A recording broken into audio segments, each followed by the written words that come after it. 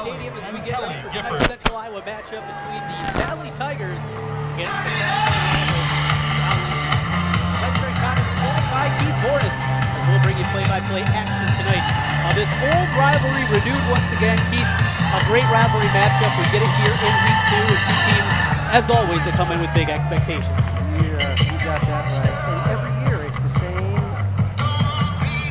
home battle. You know, Dowling plays here at Valley Stadium, Valley plays here at Valley Stadium, and everybody wants to come out with a win at Valley Stadium. It's going to be a great matchup on paper.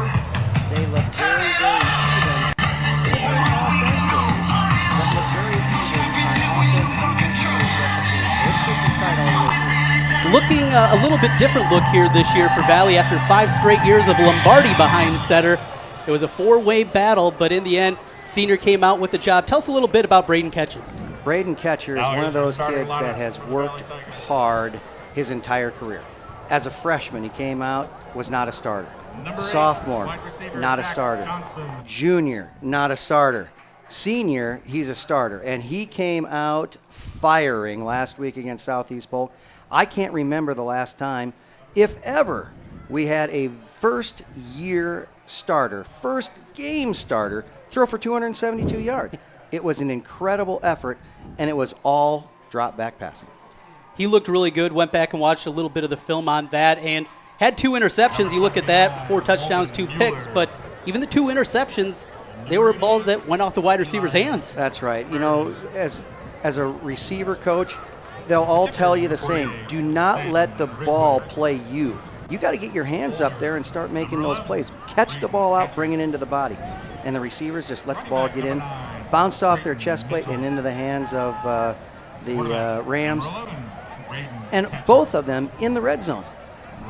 Well, tonight it's on the other side. Dowling had a chance myself to see the Maroons last week at a game against Waukee, and you know, the Warriors had them on the ropes. As Dowling team have a lot of new faces out there, a lot to replace here, and you know, we hear this quite a bit coming from the Valley side of things. Well, maybe this is the year that you can get them, not just in the regular season, but get them in the playoffs. What do you see when you look at the Maroons? Well, when I look at the Maroons, I'm actually going to back up just a little bit and say, let's take a look at Central Iowa in general. Mm-hmm. My gosh, I don't know if we've ever seen this many teams in Central Iowa be preseason ranked as high as they are. Everybody looks really good. Dowling has an incredible 4-game stretch here. Valley has an incredible 4-game stretch here.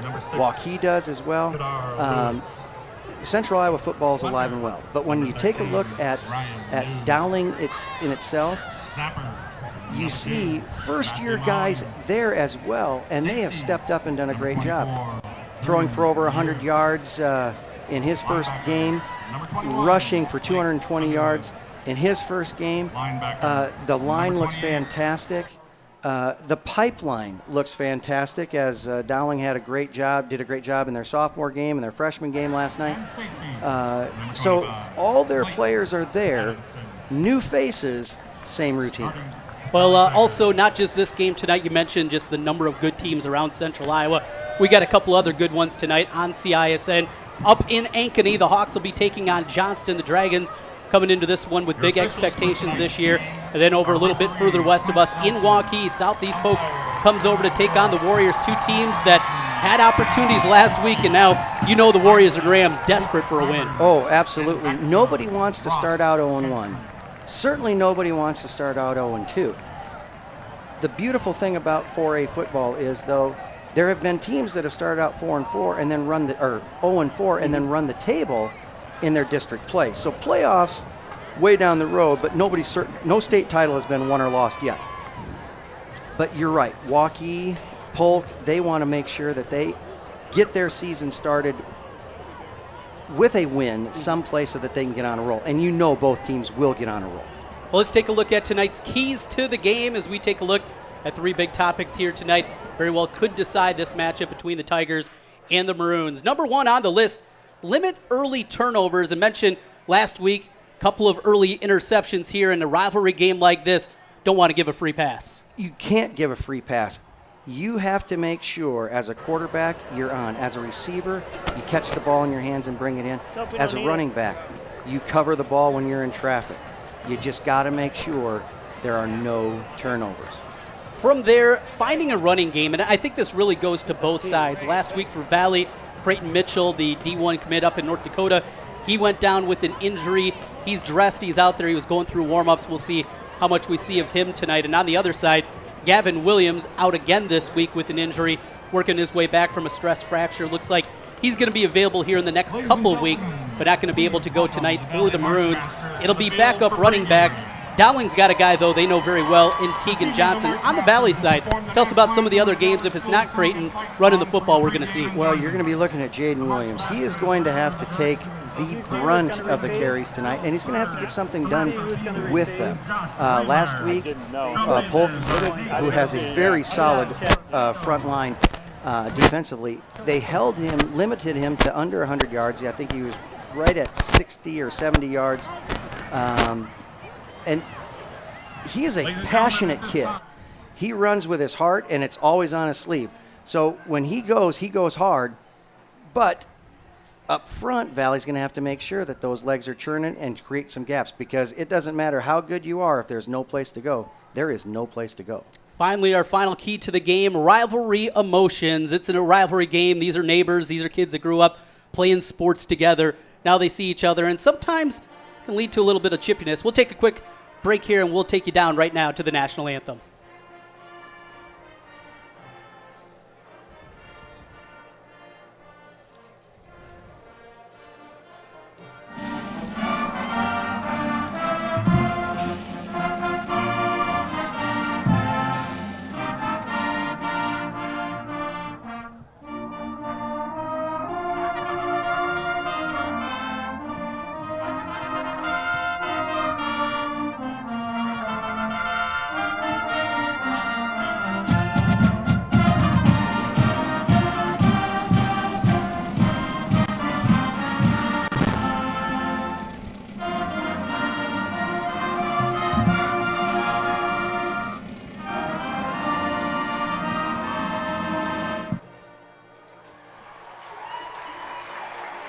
There's a national anthem from the West Des Moines Valley Marching Band, our final key to the game, rivalry emotions. And Keith, got to get your impact. You know this rivalry well. Got to stay away. My high school coach always told me, stay away from the hoopla. That's what they said when you get in these matchups. That's right. One of the big things that Coach Swenson will always tell you, and I'm sure that it is echoed in the Dowling locker room as well, it's a football game. You know the guys? Great. They're still wearing opposite color jerseys. Get out and play football. Enjoy the moment. Enjoy the stands, but don't get caught in the stands. Make sure that you have fun and don't let it slip away. We got more coming up here on the pregame show as we await kickoff. It's Dowling Catholic and West Des Moines Valley, and it's next on CISN.TV as we come back with more in a moment.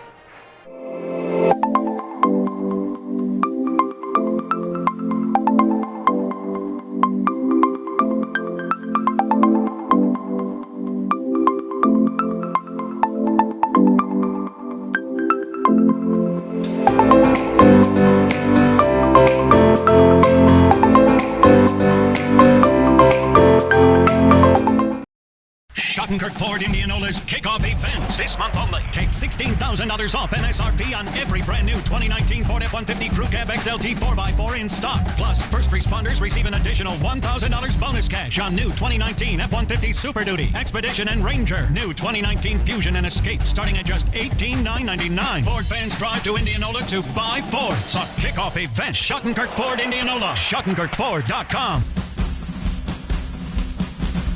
Save thousands in Waukee. Schottenkirk Chevy Waukee. 2019 Silverado 1500 Double Cab up to 25% off. 2019 Silverado 1500 Crew Cab LT or RST up to 20% off MSRP or up to $5,000 off plus 0% for 72 months. We're in a position to give you more for your trade in Waukee. 2019 Colorado up to $7,000 off or $5,000 off plus 1.9% for 60 months or 2.9% for 72 months. These won't last. Schottenkirk Chevy Waukee. WaukeeChevy.com.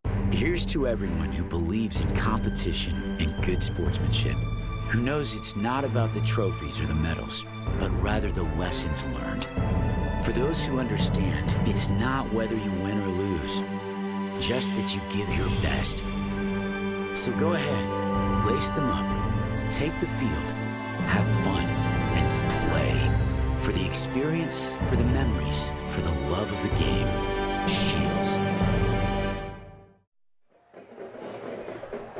Trent Condon, Keith Bornes back with you at Valley Stadium as we wait kickoff with the Tigers hosting the Dowling Catholic Maroons. A great rivalry matchup throughout the years, no doubt. And talked about this a little bit earlier, Keith. Some changes here at Valley Stadium.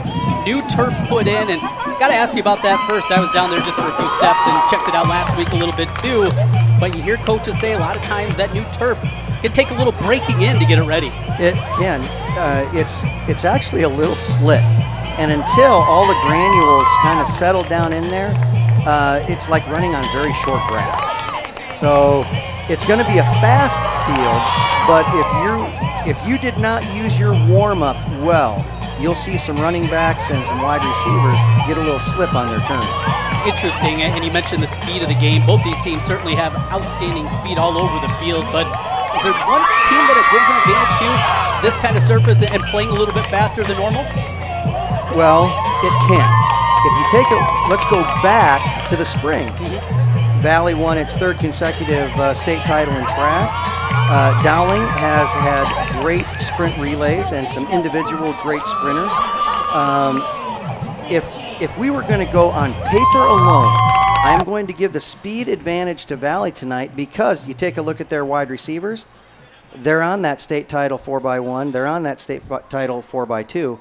And one of them was on the state runner-up 4x4. So overall speed, I'm going to go with Valley. But the one thing that you cannot measure is how fast people are between the yards, between out of bounds. We're looking at 53 yards, not a 4x1, not a 4x2, and certainly not a 4x4. So Dowling, they're just going to try and keep things loaded and make sure that you're running inside a shoebox. It's that old football speed as opposed to track speed. And we'll see that play out here on the field tonight. We'll take our final timeout of the pregame show. Coming back as we await kickoff between the Tigers and the Maroons. It's Valley Dowling, and it's next on CISN. Moms typically get to make a majority of the healthcare decisions for their family. That can be a lot of pressure, but not for me, because I know the choice is ours. For medical tests like MRIs, X-rays, CAT scans, and of course mammograms, ask your doctor to refer you to Iowa Radiology. They work around our hectic schedules. They're the best at what they do, and they're so great with my family. They truly care, and it shows. Visit iowaradiology.com or call to schedule an appointment. Iowa Radiology. Central Bank is proud to support the unmatched spirit of sportsmanship and hard work exemplified by our local athletes. We're fans of high school sports and the way the big game and hometown team rally a community. Best of luck to all of today's competitors. Play hard, have fun, and make something great happen. Central Bank, member FDIC. Every month or so, there's another story in the media about when and how often we need to get our mammograms. It's kind of confusing. When this happens, I like to consult with experts. So I called Iowa Radiology. They recommend women get an annual mammogram starting at age 40. They know that it's the best way to detect cancers early and save lives. And that's good enough for me. Visit iowaradiology.com or call to schedule your mammogram. Iowa Radiology, our focus is your good health. Hi, Ron here, head coach of Westside Auto Pros. When your car's on the injured reserve, you want to get it back in the game as soon as possible. I know that. That's why you need to bring it here to Westside Auto Pros. I have a team of experts that can fix almost every automotive injury. Whether it's a fractured joint, a brake, or if your car just got its bell rung, no problem. We can even do a complete physical on your car to make sure it's game ready for the entire season. So bring your car to Westside Auto Pros and we'll get it back in the starting lineup in no time. Hey, you guys are dogging it back here. Let's move it, move it, move it. Trent Condon and Keith Bornes back with you as we get ready for kickoff tonight with West Des Moines Valley hosting Dowling Catholic. Coming out onto the field right now, it is the Maroons in their white tops with the white helmets and the maroon pants here tonight. Tigers getting ready to come out in their home black uniforms with the white helmets and white pants, the iconic look. Now, has Valley always worn this? Is this something Swenson brought 25 years ago? Well, I'd like to think I was here 25 years ago when he came in. Figure you saw some tape back in the day or something. That's right. No, it has always been either black on black or the black on white. I like the black on white. Yep, it looks sharp. It absolutely does. And a sharp-looking team out there. The latest Radio Iowa rankings have West Des Moines Valley at number 6, and, of course, the Maroons at number 1. Keith, we've seen Dowling, 6 straight titles here. Valley's gotten them in the regular season a couple of different times, but I've been asking a lot of people about this. As you look and you see Dowling, what is it about that program that maybe you do get them early in the year, but come playoff time, it seems like they go to another level? They have, because if you talk, I talked to some Dowling alum, Dowling fans, my neighbor, and so when you talk to them, you say, they were always a little bit nervous because those 6 state title teams, one of them has to be the worst of the bunch, but the worst of the bunch is still winning state titles. So when it's a situation, last year there was some ups and down nerves, thinking, man, I don't know if we're going to be able to make the run we have. That's when tradition has really come into play. I remember another coach once said, when you have it, you don't know what it's like when you don't. And when you don't have it, you really wish you could. And Valley has been on that regular season. We have this. We're going to get this done. And then all of a sudden, that second season gets here, and Dowling has just, for the last 6 years, they've had the tradition, and they know what it's like to keep what they got. All right, now down on the field as we await kickoff here, it is the coin toss. We'll take a quick peek at that before we take our final timeout of the pregame show. Dowling Catholic has won the toss, and they have elected to defer to the second half. Valley will take the football to begin the ball game. Slight breeze coming out of the north here this evening on a beautiful night for football. Our final timeout, we come back, kickoff next on CISN with the Tigers and the Maroons. Every month or so, there's another story in the media about when and how often we need to get our mammograms. Kind of confusing. When this happens, I like to consult with experts. So I called Iowa Radiology. They recommend women get an annual mammogram starting at age 40. They know that it's the best way to detect cancers early and save lives. And that's good enough for me. Visit iowaradiology.com or call to schedule your mammogram. Iowa Radiology, our focus is your good health.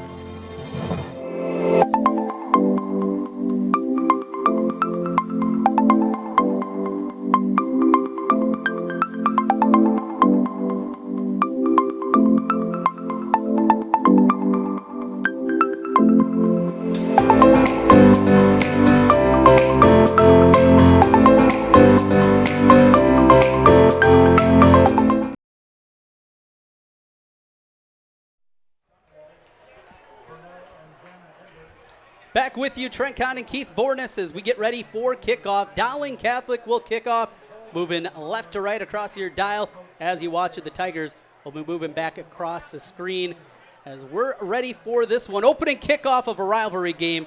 You feel some excitement in the air here, Keith. It's going to be very exciting. Both sides, the sidelines are up, ready to go. The stands are up, ready to go. Good crowd tonight, and there's people still trying to work their way in. Fighting the traffic. Yeah, funny that we bring that up because more than 300 here, so there had to be a line somewhere. Jake Calvert to kick it off for the Maroons. The left-footed kick out of bounds, something he struggled with a week ago. Had a couple of kicks go out of bounds, and that'll lead to great field position here for the Tigers to start things off. Everybody enjoys starting at the 35 or better. And that's where Valley will start trotting out onto the field. The Valley offense is Coach Gary Swenson, his 25th year with the Valley Tigers. Said his 25th matchup here between Valley and Dowling throughout his career. And one final instruction for his group. Braden Ketcher, the quarterback, we talked about him during the pregame show.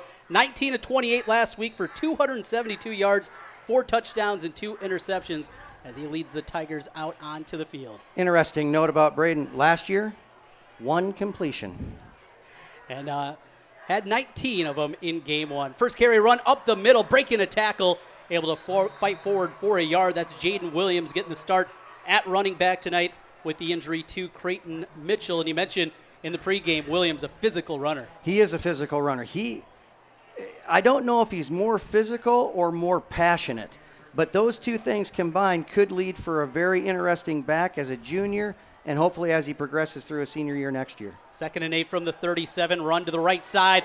Big hole over there for Williams as he fights for first down yardage and gets it. The offensive line comes in, a little extra push at the end, and enough for the first down. It's nice to have friends when you need a little extra boost there. And that is one thing that has changed over the last 2 years. As an offensive line, you can now get back behind there and assist the runner forward. And with a little help from his friends, got that extra yard and a half for the first down. Starting offensive line, Christensen, Ayers, Shaner, Butoff, and Mueller left to right for the Tigers. 1st and 10, fresh set of downs, a run up the middle.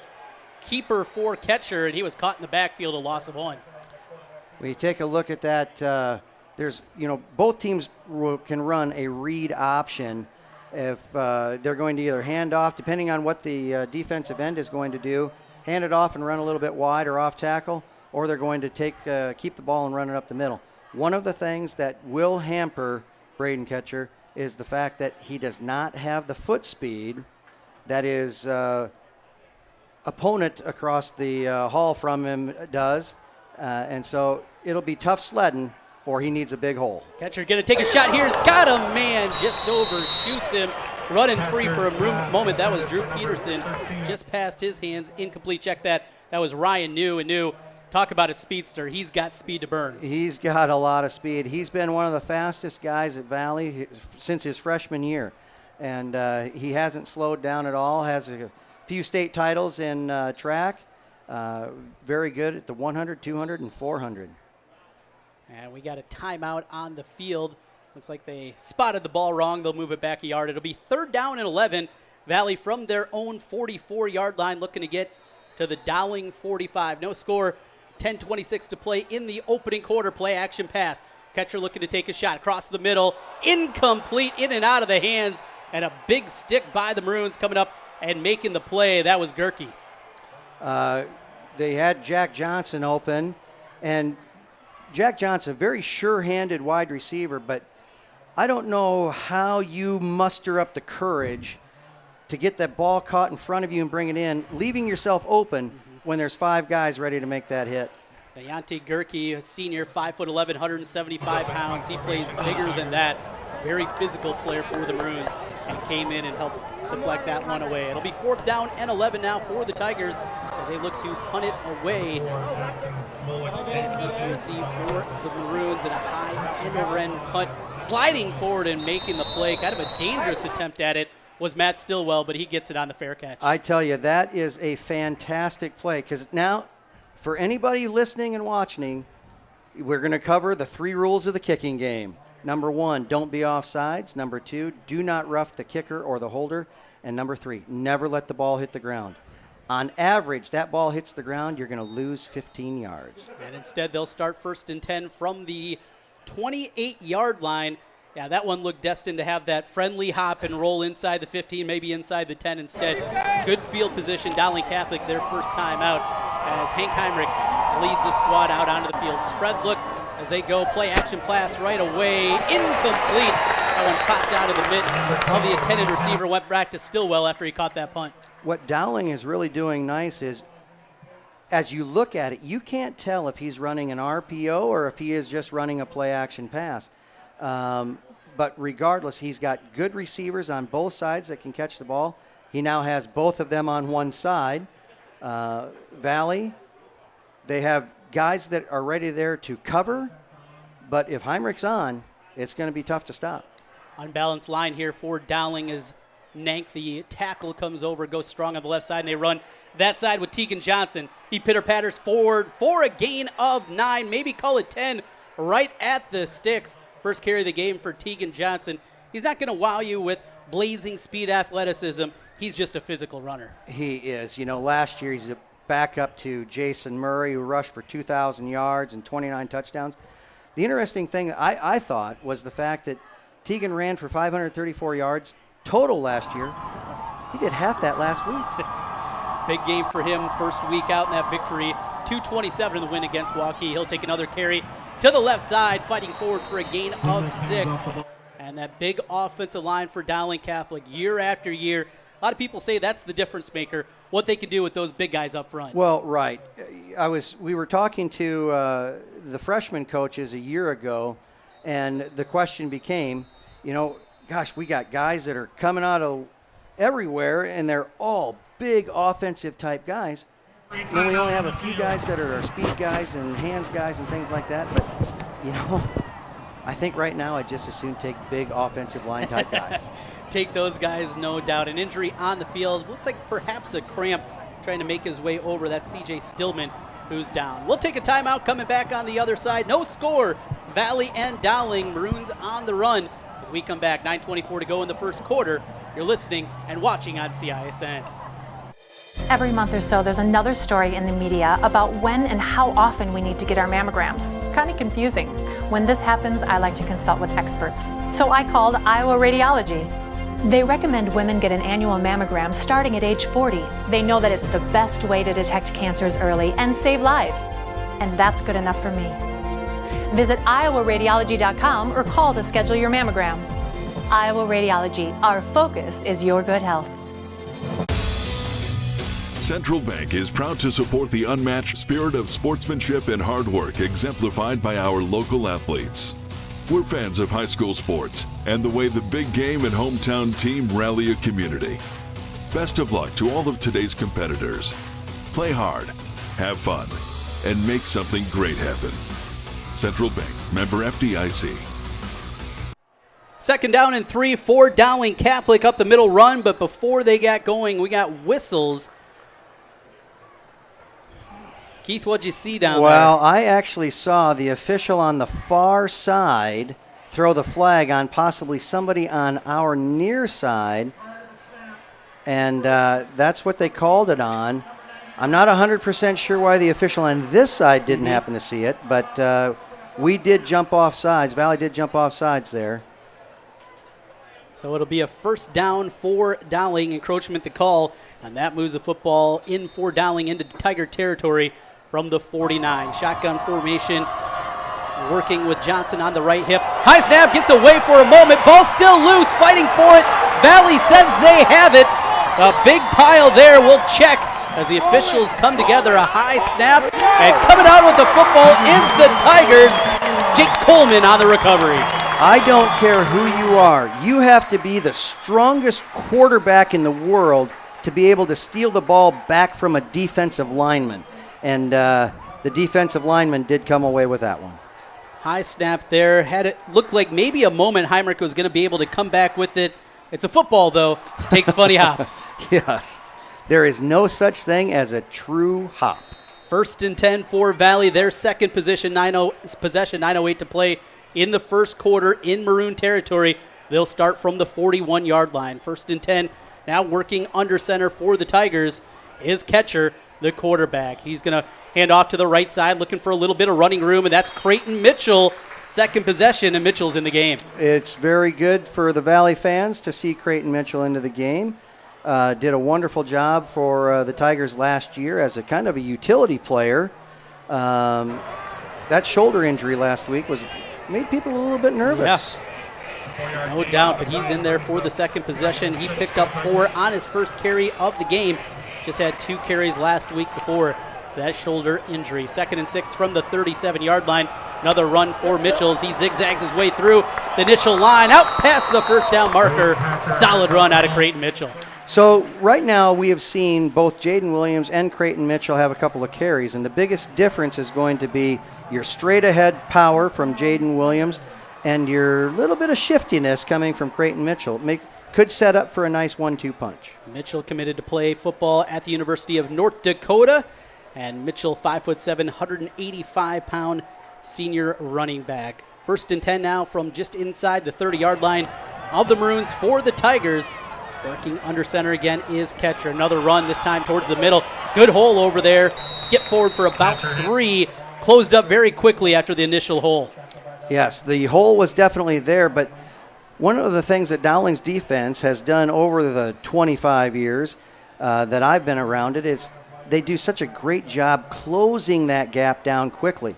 So you have to be a very quick back to get into your hole before you make any adjustments in the hole if you're going to, or you're going to keep going ahead, power power running. But as Creighton Mitchell will be the first to tell you, get 3, your 30 will come. 2nd and 7 from the 27-yard line. Another handoff, this time left side, covered up very quickly by the Maroon defense. Coming up and making the play. Gerke was over there and made the stop. Gerke, kid that's seemingly all over the field. Yes, he can travel well. So a short gain of just a yard there. That'll bring up 3rd down and 6. 4-down territory from this spot? Well, from right here, yes, you're looking at 4-down territory. Valley does have several place kickers. Last week, Sam Ridgway was their PAT their field goal guy, but just a little bit out of the comfort zone out here. Pass complete right at the sticks. We'll see on the spot as Matthew Mahoney was able to pull it in. And looked like at least the far side official gave him the spot. Now they're going to say just short. Is that right? Yeah, that's what they're saying, just short. Now, then I don't even know if it's inches. It might be inch. Right. They certainly didn't ask Coach Swenson if they thought it was a first down or not. But, over the past 25 years, we get to about here, you can expect a quarterback drive. And a quarterback sneak forward catcher. He's got it easily enough for the first down. But a late flag comes in from the white hat back behind the play. We'll check on that. Nobody likes laundry on the field. And it's a false start against the Tigers. So instead of the first down, it's going to be 4th down and 5. That'll move it back to the 25-yard line. That'd be a 42-yard field goal attempt from there. Yeah, and catcher had to come out. His helmet came off, so he's got to come out for a play. They went with the heavy lineup there. They brought Gakaru in, a senior, 6'6", 305, and also young sophomore Eli Reardon. There's a name Tiger fans will know. Boy, there's been a few Reardons come through here. And they're not little, are they? Not so much. Eli's dad played up in Mason City and then went to Notre Dame, and then the next group of uncles came through and did a wonderful job, and now it's the next generation. So 4th and 5, and the Tigers going to go for it here. 2 receivers left, 1 to the right side, looking to throw. That's Peterson into the game. Cross the middle, complete. How about that? 4th and 5, your first snap of the game at quarterback, and Peterson completes it. Your first snap of the season, and it couldn't be a bigger snap. But at the same time, he's got some receivers that he's pretty confident in hitting. And now we'll see. He's going to stay out there if catcher will come back into the game. Yep, catcher came back in. Well, doing your job. That was Drew Peterson there, 4th and 5, and delivered a strike for a gain of 11 to the 14-yard line. 1st and 10 there as we go over under 6 minutes to play in the opening quarter. No score with the Tigers and the Maroons. Handoff up the middle. That's Williams on the carry. Broke free for a couple of yards. Boy, he hit that line, and the defensive line stood him up. It looked like he was dead in the water, and somehow just had that head of steam, kept on moving forward. You see that physicality that you talked about earlier, Keith, and he really showed it there.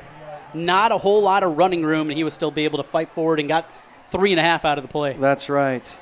2nd down, we'll call it 7 now from the 11-yard line as the Tigers continue to roll as we approach 5 minutes left in the opening quarter. Stretch play to the right side. Looking to cut back is Williams. He's cut down after a short gain. It'll be 3rd down for the Tigers. But 3rd and manageable. This time they're staying ahead of the chains just enough to, if they do come up short, you are in a comfortable field goal range, but at the same time, you're also real close to that man. I'd like to get 6 here.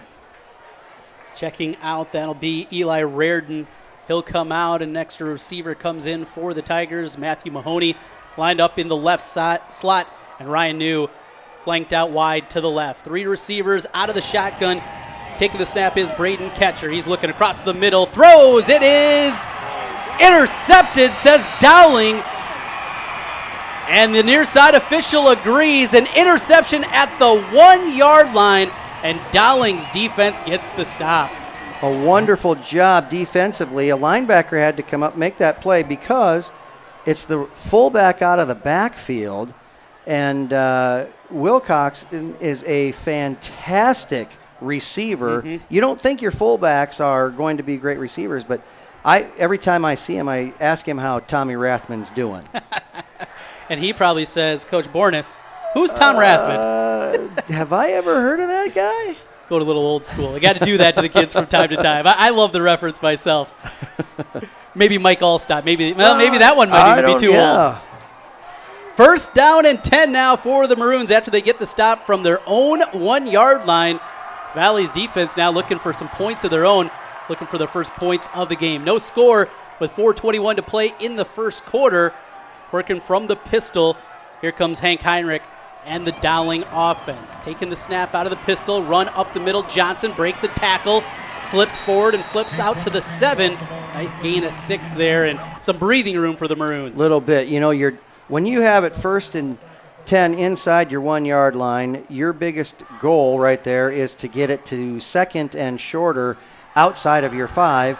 And looky there, Tegan Johnson, 2nd and 3. Now from the 8.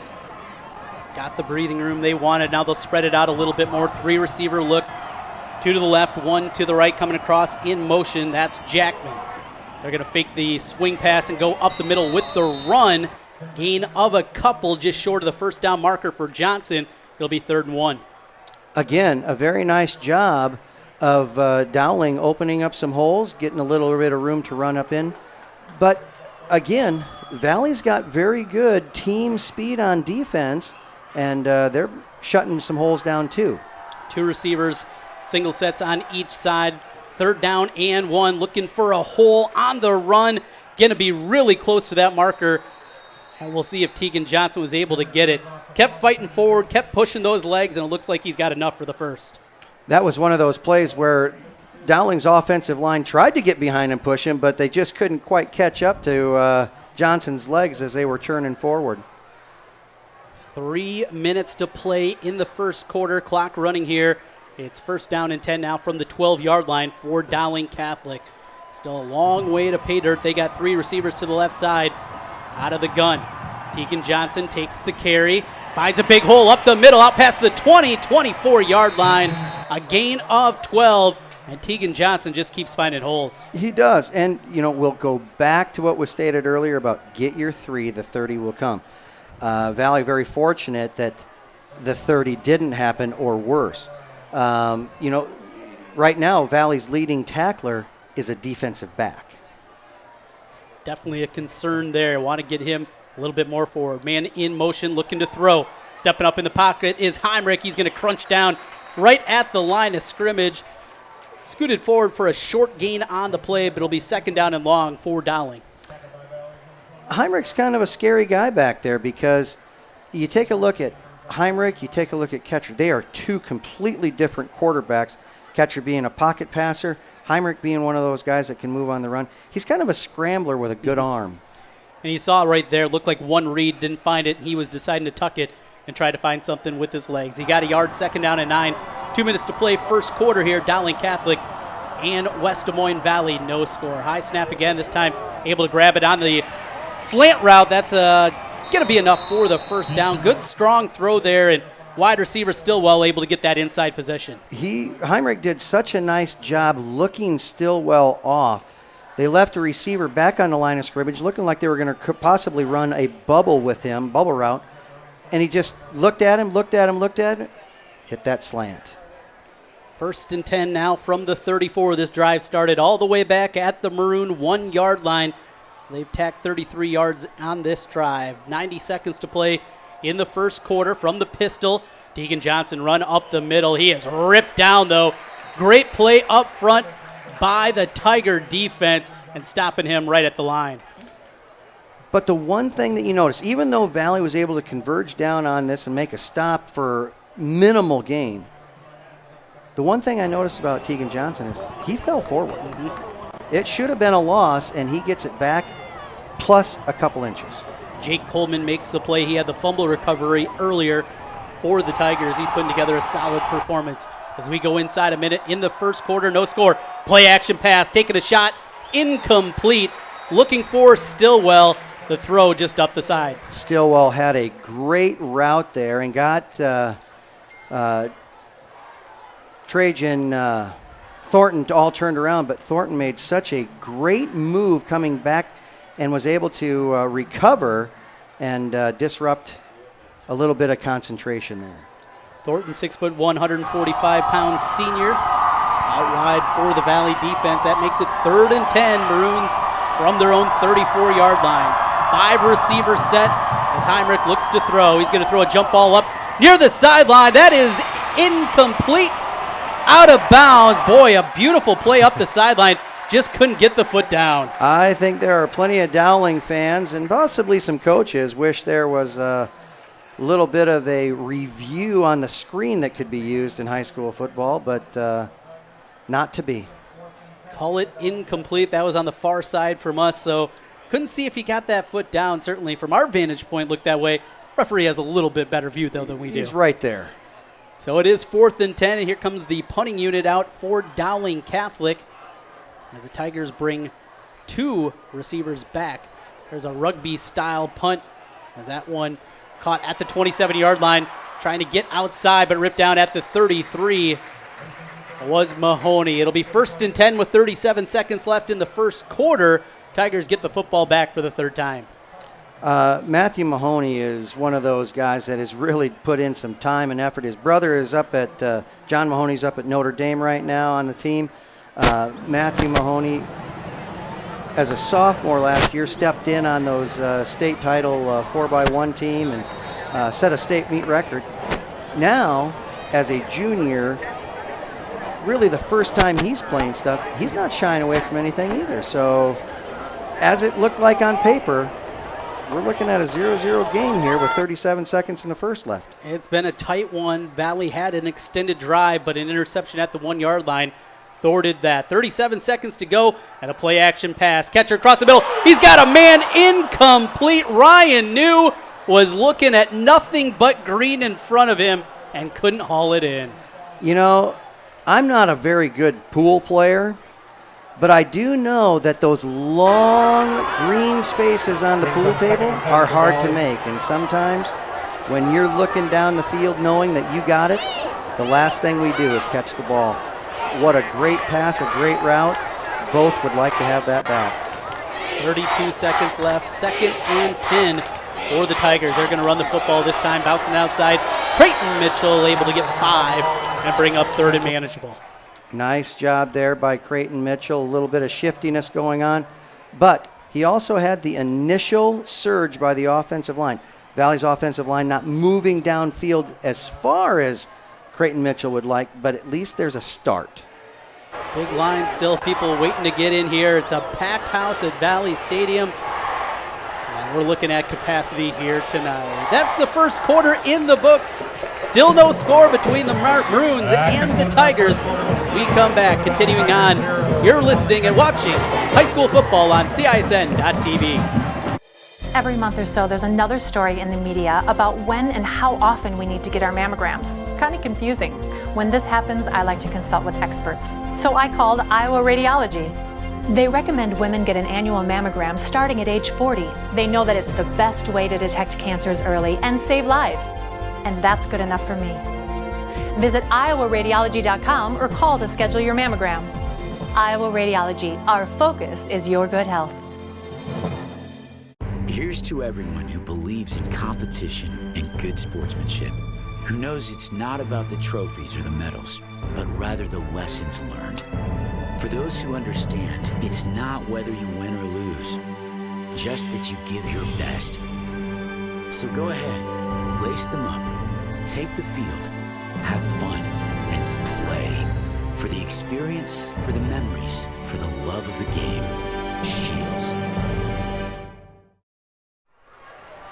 Trent Kahn and Keith Bornes back with you high atop Valley Stadium. No score as we go into the second quarter. Going to check in here in just a moment with Jim Kirby. He's down on the sidelines. Saw an injury a little bit earlier. We'll get the sideline view coming up here after this play. It's 3rd down and 6 for the Tigers offense at their own 37-yard line. Catcher looking across the middle. Nothing there. Looks to the outside. Pass high, incomplete as he tried to get it out to Ryan New. Let's go down to the sideline right now. Jim Kirby is down there for us on CISN.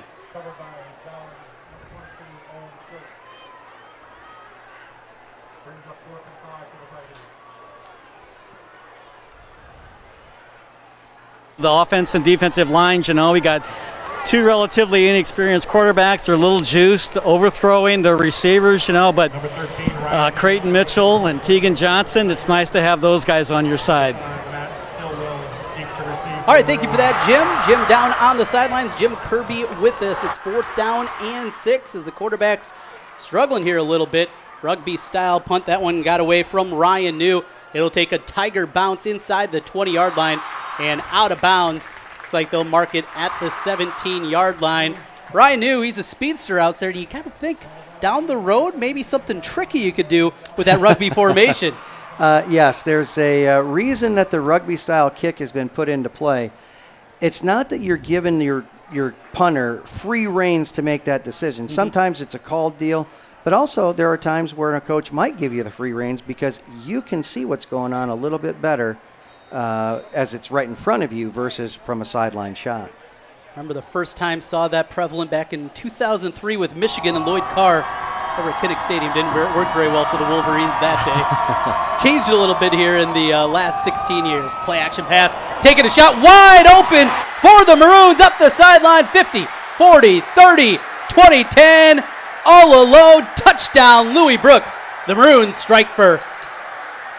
As you take a look at how Dowling sets up their offensive scheme, they have those run-pass options, they have the read options, they have their play-action pass, and because Heinrich is such a scary guy with his feet as well, a little bit of a blown coverage, down the field he goes.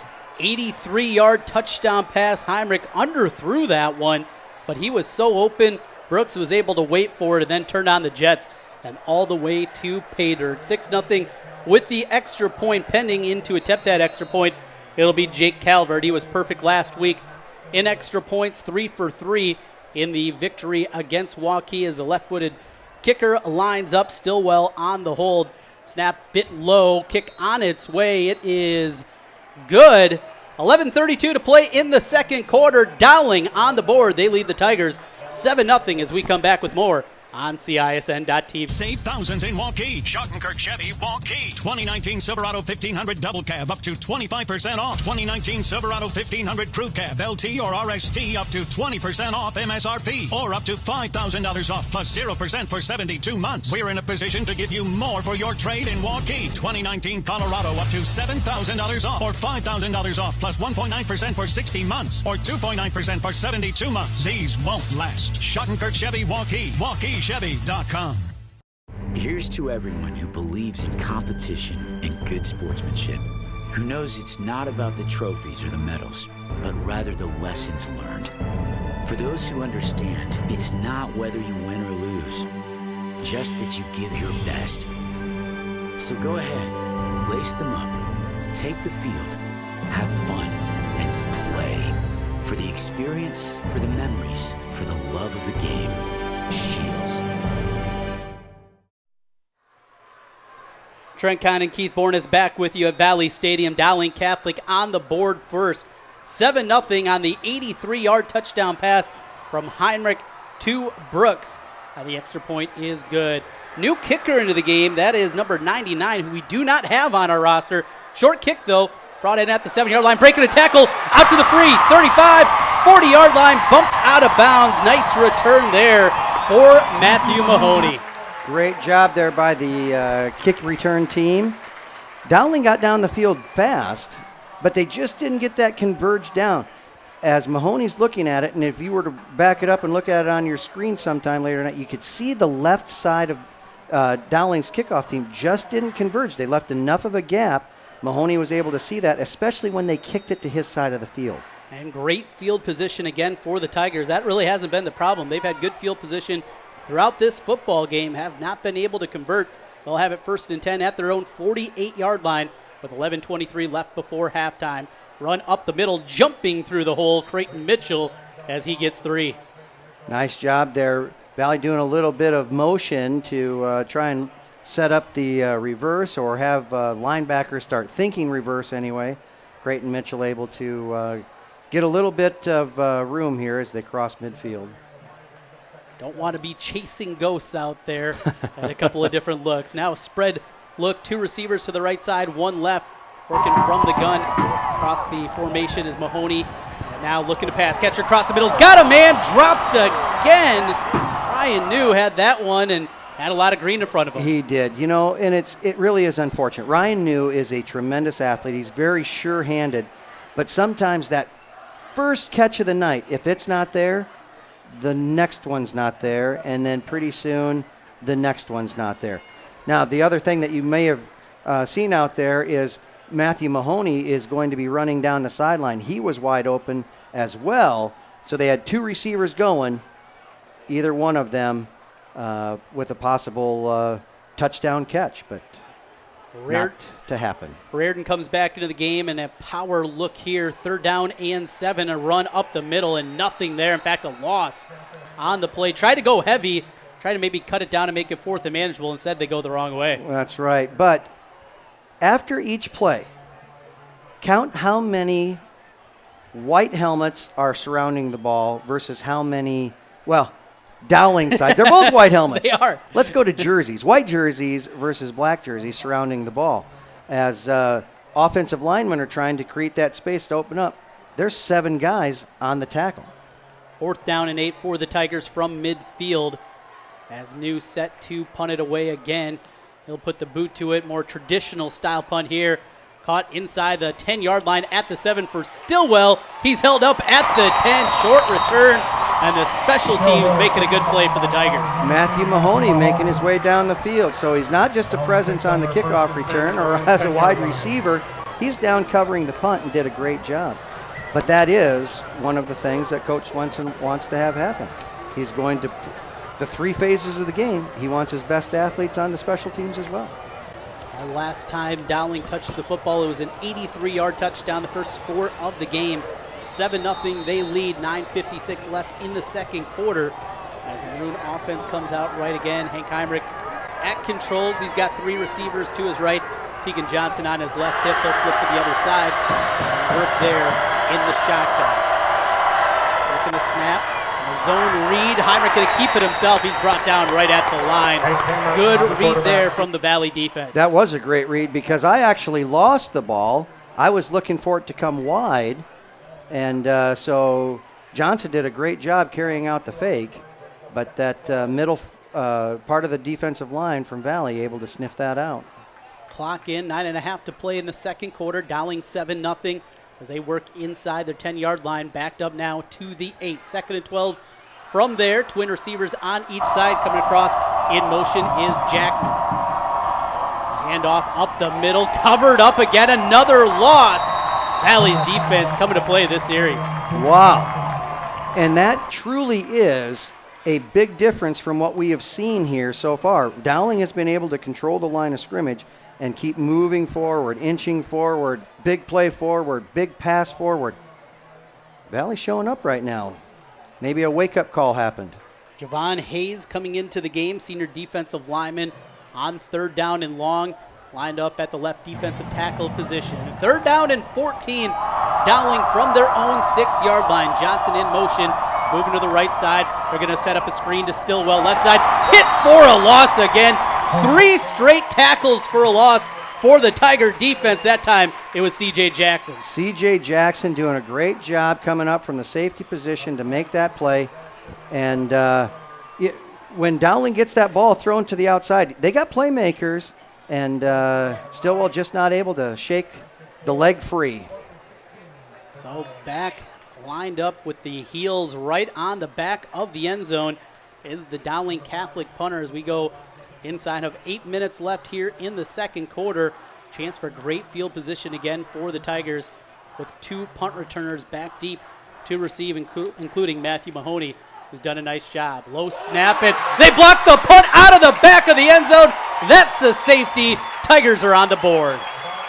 You couldn't have drawn that up any better for the Valley special teams play as they get the safety. Now, naturally, people want a touchdown, but you get the safety, 2 points. Now you send your kickoff return out onto the field. That'll be a free kick from the 20-yard line for Dowling Catholic. You know, Valley really throughout this game, they've controlled field position throughout. Yes. Great starting position. They backed Dowling up. Dowling Didn't they have a start from their own one and was able to push it out quite a ways? So it's not necessarily, you get into some of these games, it doesn't matter where you start. The only reason teams only have 80-yard drives or 90-yard drives is because the field isn't any longer. 7:50 left in the second quarter. Your score now 7-2, as I'm sure everybody had it here in the second quarter. Well, right. Yeah, it'd be 7-2. I know you had that, Steve. Yes, of course. And it'll be a free kick from the 20-yard line. You can either punt it from here or you can put it on a tee, and Dowling Catholic's going to elect to put it on the tee. Mentioned earlier, new kicker out there that's not on the roster, number 99 for the Maroons. We saw kicks out of bounds a little bit earlier from Calvert. A couple of them last week, one early on this week, and the duties now moving in different directions. The free kick comes from the Maroons. Short kick again, that'll hit at the 31-yard line, taking it on a bounce. That is Mahoney. He's looking out to the left side, trying to get the corner. 45, 50, bumped out of bounds inside of Dowling territory, and a late flag comes in as Mahoney went down over on the sidelines. Well, and it's one of those things where it appears as though a Valley player may have been pushed out over there, and so I'm not sure if there'll be some type of a unsportsmanlike. Saw a body flying through there and about knocking half the sideline over for Dowling. We'll check on the penalty down on the field. Do know real good field position again for Dowling. And an athlete down here on the V, right at the 50. Kind of covered up there with the logo right at midfield as we get the call. On the return team, number 25. That penalty will be 10 yards from the end of the run. First down, Valley. So a block in the back will move them back. It'll be 10 yards back. Still good position, though, for Valley. They'll start at the 43-yard line. We'll take a quick timeout coming back here on the other side. Dowling 7, Valley 2. 7:42 to play in the second quarter on CISN.TV.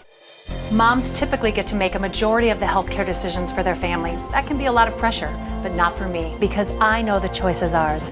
For medical tests like MRIs, X-rays, CAT scans, and of course mammograms, ask your doctor to refer you to Iowa Radiology.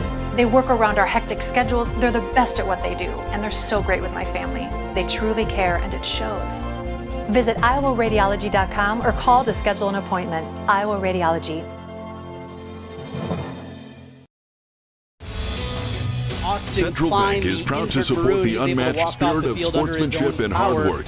Block in the back on the return. Valley moves back to their own 43-yard line. 1st and 10. Now down by 5 and a pitch out to the wide side, looking for running room, cutting back. Had a nice gain there for Jaden Williams.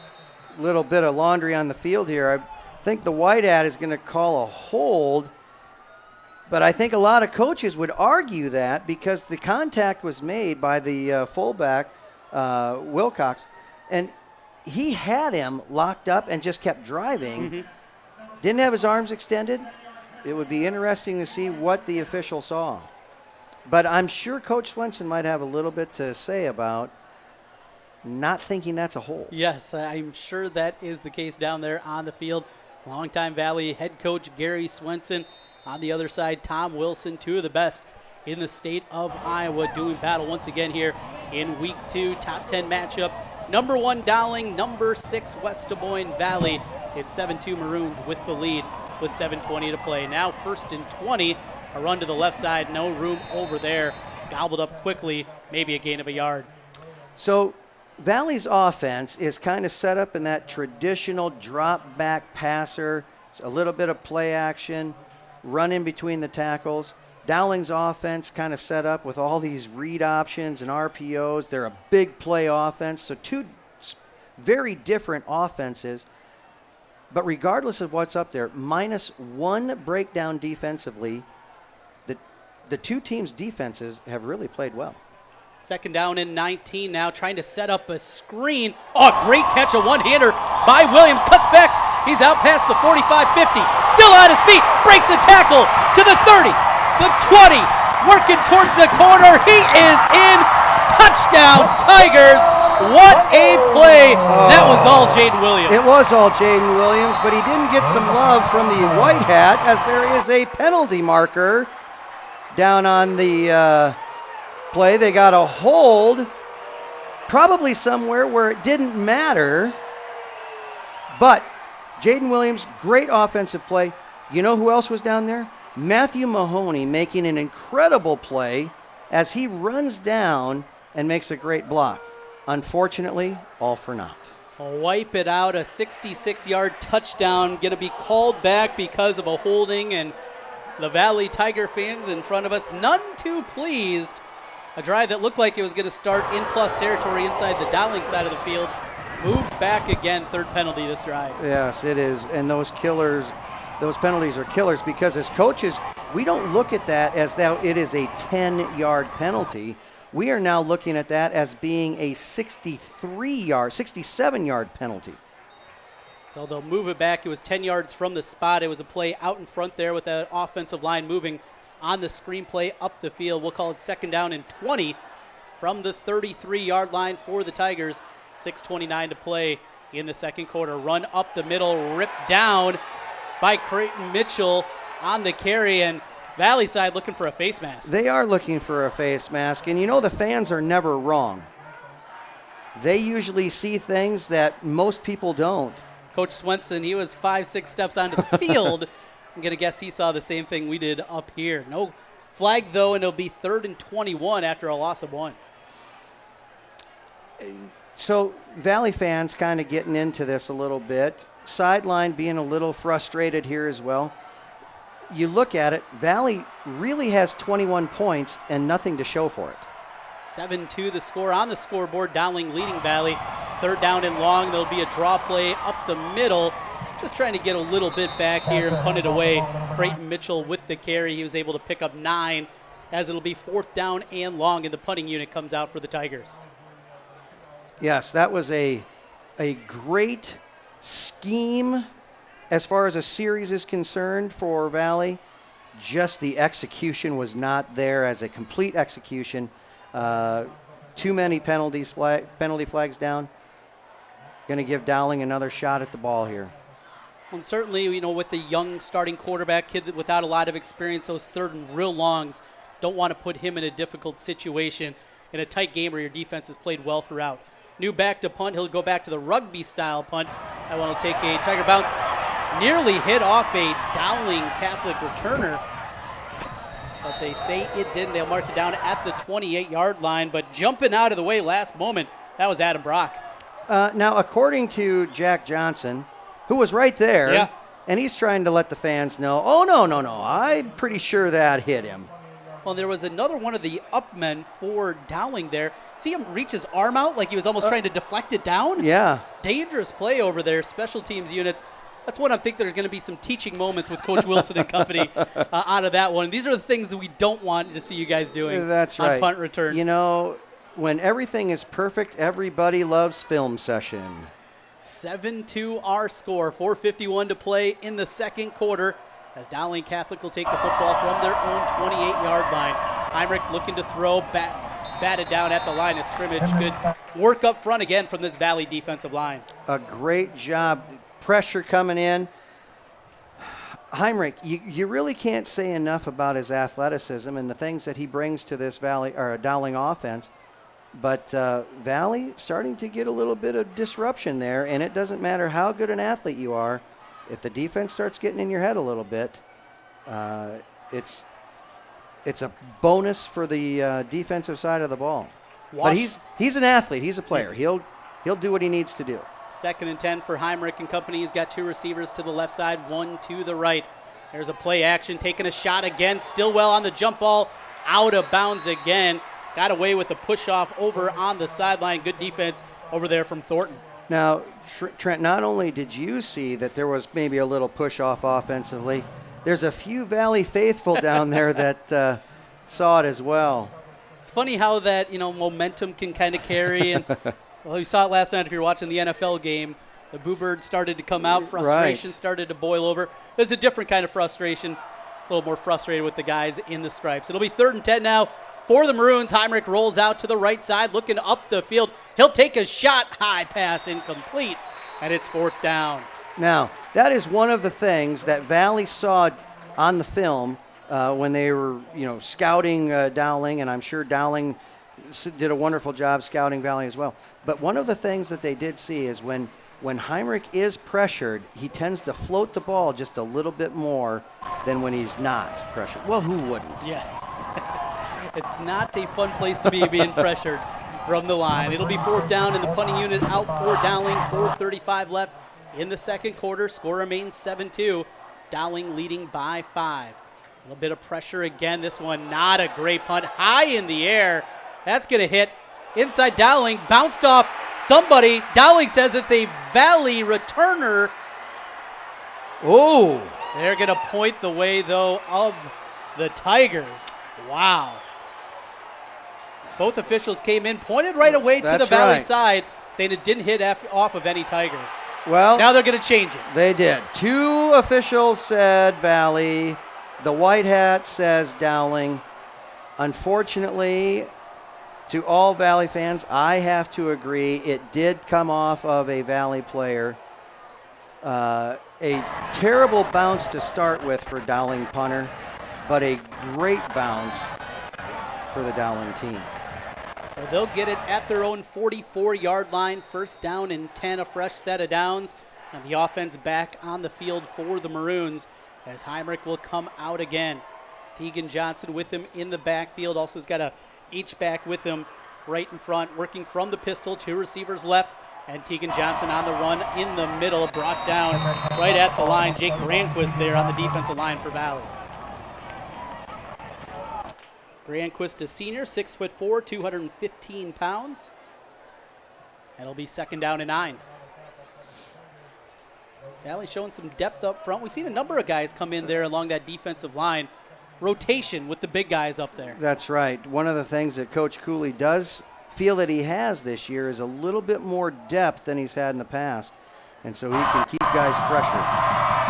3-receiver look, working across in motion. That is Josh Jackman. They'll roll to the right side. Heinrich taking a shot on a wheel route complete to Brooks. Louis Brooks, another big play. This one's a gain of 20. 1st and 10 Dowling. You know, for a guy that's a scrambler with a good arm, he sure did hit that in-between zone very well as his receiver kind of set up there and then was able to make another little move to gain up another 3-4 yards. 1st and 10 for Dowling inside of Valley territory at the 38. They'll go quick here. Quick pitch to the right side. It's Brooks again right at the sticks. It'll be another 1st down and some momentum building now for Maroons. It really is. They're trying to change the pace up just a little bit. And one of the things that Dowling has shown over the course of the years, and especially, I feel, especially this year against Waukee and then tonight, is when they pick up the pace, they're very effective with it. And so why they're slowing it down now, I'm not 100% sure. Tight formation Except up the for that. middle. Big hole for Tegan Johnson. Spins through a tackle. He's into the end zone, 4-6. Tegan Johnson, a physical 28-yard touchdown, and the Maroons are on the board again. A great job up front. You talk about the momentum shift. They have to punt the ball away. They get the ball back. A nice offensive pass. Big gain now. A little bit of a hurry up. Settle back into what they've been doing very well, and that's running the ball up the middle with Tegan Johnson. 3:20 left after the touchdown in the first half. On to attempt the PAT. It's Jake Calvert for Dowling Catholic. The holder is Stillwell as the kick is kicked through. 14-2. Dowling with the lead over Valley. 3:20 left before halftime as we come back. You're watching high school football on CISN. Save thousands in Waukee. Schottenkirk Chevy, Waukee. 2019 Silverado 1500 Double Cab up to 25% off. 2019 Silverado 1500 Crew Cab, LT or RST up to 20% off MSRP. Or up to $5,000 off plus 0% for 72 months. We're in a position to give you more for your trade in Waukee. 2019 Colorado up to $7,000 off. Or $5,000 off plus 1.9% for 60 months. Or 2.9% for 72 months. These won't last. Schottenkirk Chevy, Waukee. WaukeeChevy.com. Every month or so, there's another story in the media about when and how often we need to get our mammograms. Kind of confusing. When this happens, I like to consult with experts. So I called Iowa Radiology. They recommend women get an annual mammogram starting at age 40. They know that it's the best way to detect cancers early and save lives. And that's good enough for me. Visit iowaradiology.com or call to schedule your mammogram. Iowa Radiology. Our focus is your good health.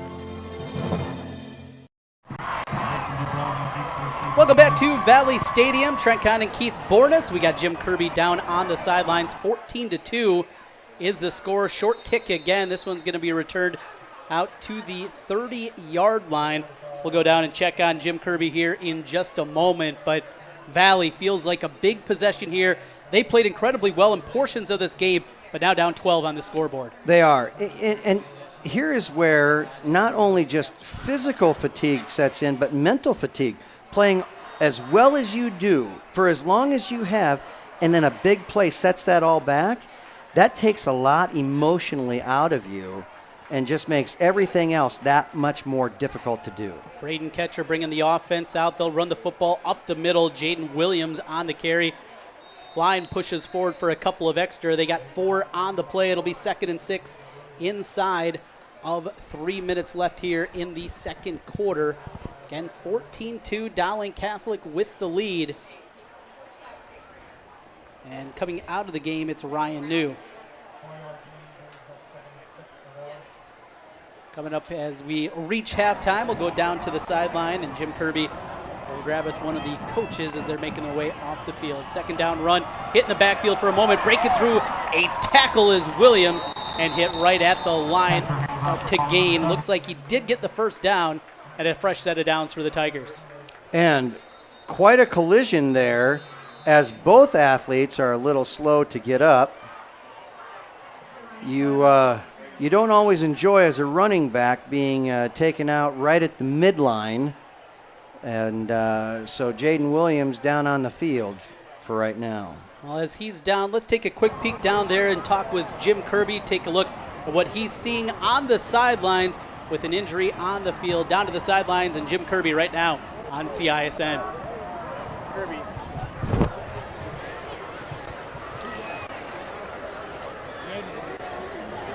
Well, it's a game of inches so far, and, I'll tell you, Catcher and Newt have been so close on a couple of those passes, and it was just a matter of time before Tegan Johnson broke loose. But now I think more of a concern for the Tigers is what's happening out there in the field with a big injury. Could be a knee. He's getting back up. How about C.J. Williams, number 52 for the Tigers? He's having himself a game.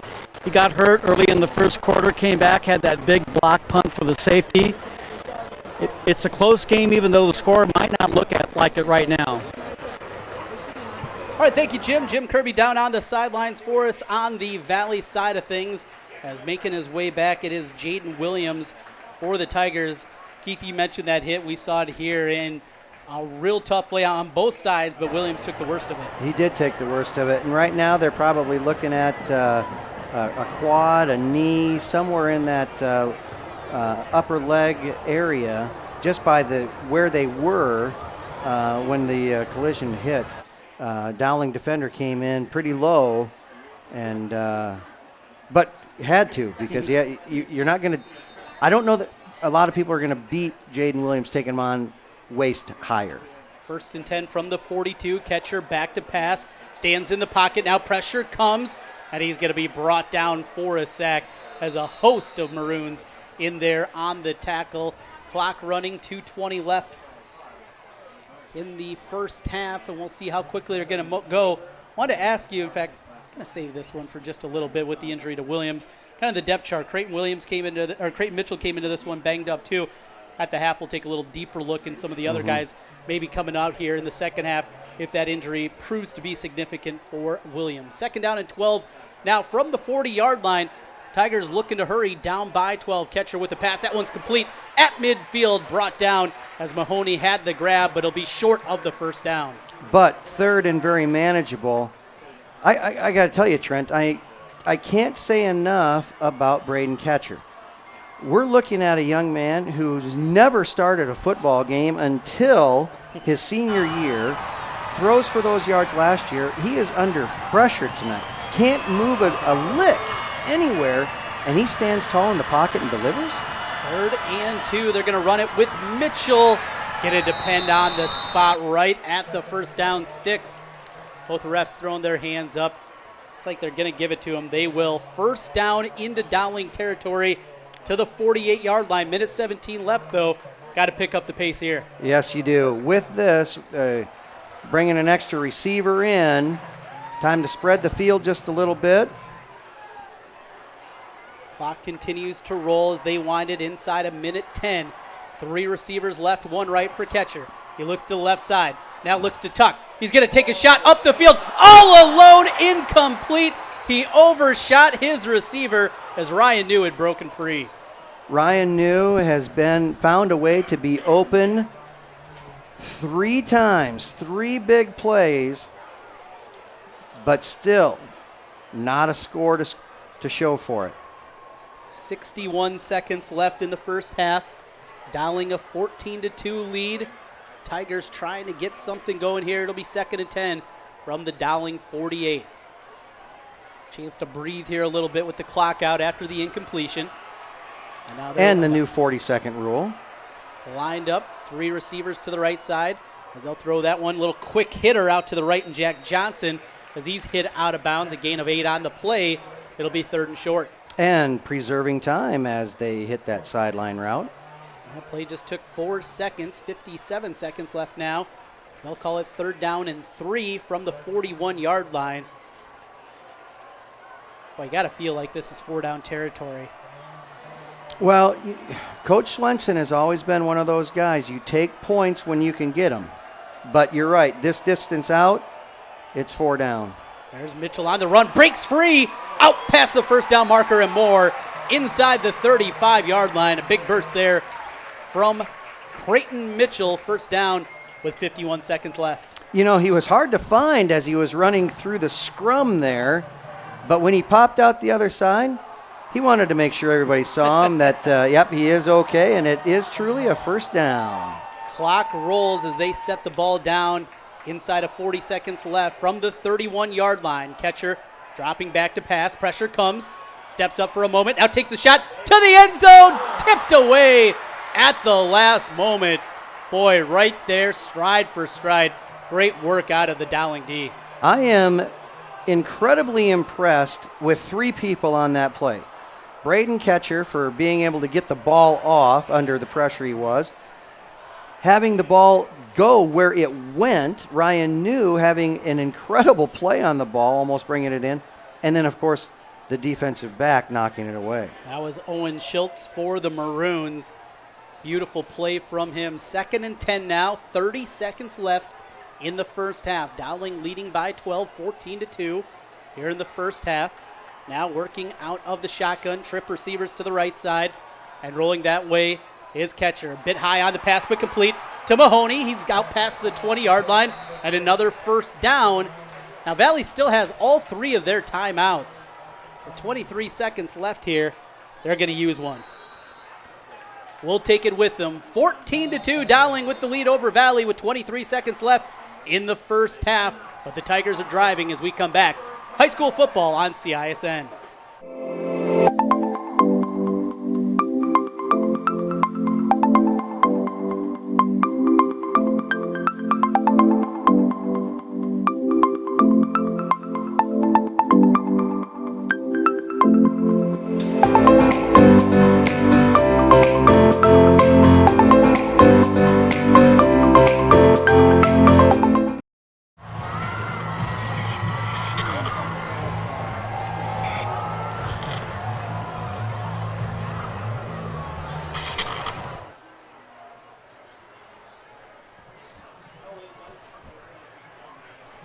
Trent Conn and Keith Bornes back with you up high at Top Valley Stadium. Jim Kirby with this down on the field. 14-2, Dowling Catholic with the lead over West Des Moines Valley. 23.7 seconds showing on the 2nd quarter clock. 1st and 10 from the 19-yard line. Coach, what are you dialing up here? I am going to dial up whatever Coach Swenson dials up. The guy has been in a situation that most people wouldn't dream of ever being in. He's lived through and coached through so many of them. And a guy just like Coach Wilson, they've forgotten more about football than we'll ever know. 2 receivers left. Catcher taking a shot. Incomplete. Ryan New wasn't quite out of his break as that ball came out. He wasn't. You know, Quarterback had to be hurried up just a little bit. But you know what? A receiver that doesn't get out of their break as quick as you would want them to be or they have in practice, that's a sign of a good defensive back slowing up progress. 20 seconds now left in the first half. 2nd and 10 from the 19 as the Valley team takes a look over at the sideline. As the backups signaling the play in, Casey Stalzer and Drew Dunwald over there. One of them with the dummy signals. You probably know who it is. I don't. 2nd and 10. I'll never tell. Catcher rolled out to left side. Big hole out there. He's hit at the 10-yard line, brought down at the 9. We'll see if they give him enough for the first down. Well, the timeout comes out anyway. 12.1 seconds left.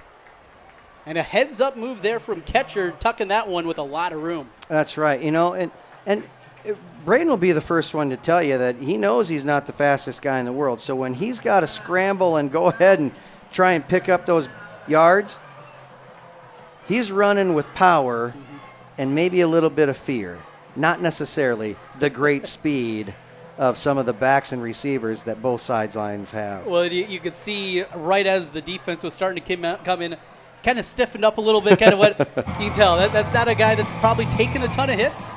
You know, throughout the time you mentioned, has never been a starter at any level at the high school level, and here he is starting as a senior at the varsity level. Now, there's one thing that a lot of people don't think about that Braden Ketcher has lived through, and that is being a scout team quarterback for one of the great defenses that is typically year in and year out around the state.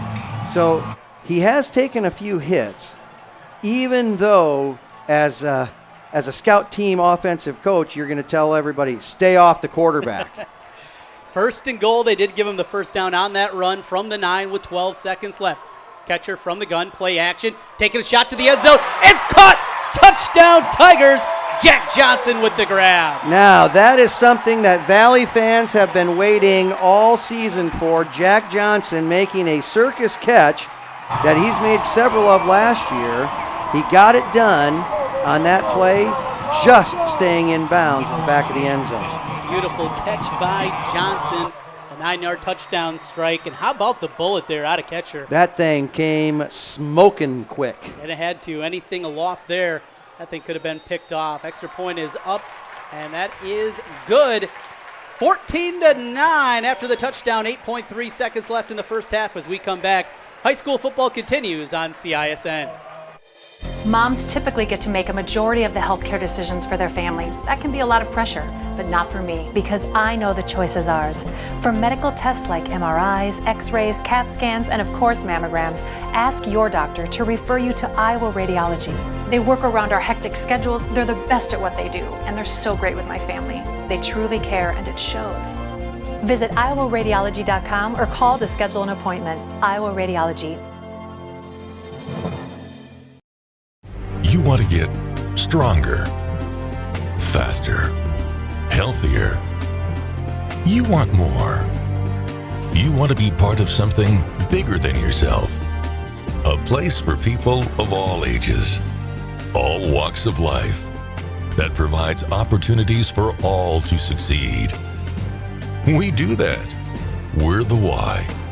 Build more than muscle. Build a stronger community. Lennox Krell to kick off for the Tigers. That one out of bounds again, and this is something, boy, seen the first couple of weeks out here at Valley Stadium last week with Dowling and Waukee. Here tonight, kicks going out of bounds. Well, yeah, and it's not that anybody has a bad kicker. It's almost like they're trying to do too much and in placements and these different things because maybe they don't have the leg strength to put it in the end zone every time. But as you know, a high, very high, deep kick to the 5, to the 6, that's covered well, that's better than one going into the end zone. Out of bounds, it'll be 1st and 10 for Dowling from their 35-yard line. Just 8 seconds, though, left in the half. We'll see what they got up their sleeve. It'll be a run up the middle for Tegan Johnson as he fights forward for 3. And that'll be the first half. 14-9, Dowling leading West Des Moines Valley as we go to the half. Well, we are buckled in for a good one. Let's take a look down. We'll go down to the sideline right now, making their way off the field as Jim Kirby is down there for CISN. He's waiting to get the coach, it looks like, right now. So we'll keep it here until Jim's ready. That's right. Sometimes coaches need to have a little bit of a conversation as they head into halftime. Hey, way to end the half. We'll send it down to Jim Kirby right now. Well, we needed that. We keep shooting ourselves in the foot. I thought we feel like we should have 21 on the board right now. We've dropped 3 or 4 passes that could have been touchdowns, but that's the way it goes. We'll keep going back to them. Right, it's a game of inches. Catcher and New just about connected so many times. What do you tell your young quarterback at halftime? He's doing fine. He had a couple of bad reads, but I think he's playing very well. If he just keeps throwing it, he's moving in the pocket well, he's getting pressured, but he's got time to throw, so I'm very happy with his performance. Good news, Jaden Williams looks like he's good to go in the second half. I hope so. We need him to be able to play. Good luck, Coach. Thank you. All right, thank you, Jim. Down there with Coach Swenson as we are at the half, 14-9. The score here. Trent County, Keith Bornis with you. They want Coach, to do anything a game that, you look at the scoreboard, it's an odd score. You got a 9 up there with the safety, but one that you could make a couple of plays, change a couple of plays. We could be looking at a completely different game here. Absolutely. It's a 14-9 game. A lot of people are going to expect a tight football game, which it is. However, the unstatistical stats that are out there are the dropped passes, the missed opportunities by both teams. It could just as well still be a tight game, but it could be 42-35 right now. A lot of plays certainly left there out on the field. It's been an interesting one, no doubt. What we saw the first score of the game, a big play, busted coverage back behind, and Keith, something that you talked about in the beginning. Got to watch out for those RPOs, and you got to be able to see everything if you're the defense. Absolutely. Those run-pass options. I actually did some research on the run-pass option. There isn't anybody who can come up with where they actually started. Oh, really? Nobody. People take credit for it, but they don't really know where they started. And so on this run-pass option, it gives the quarterback an opportunity to not read the defensive line, but rather linebackers and safeties to make a decision on where the ball is going to go. Dowling has really done a great job with it, creating such a big play offense. And if you have a big play offense, you give them an inch, 6 inches, a yard, they're going to take advantage of it. But on a broken play and you give them 20 yards, that goes without saying. Down 14-2, the only points on the board for Valley was a safety on the block punt. That final drive, though, felt like Braden Ketcher maybe grew up a little bit, and a beautiful touchdown throw. What impressed me most about that is the fact that he's laying on the dirt 3-4 different times in the same drive and still makes that throw. He's got nerves of steel being able to come up and make that play. But he did it last week as well against Southeast Polk. Polk had him on the run.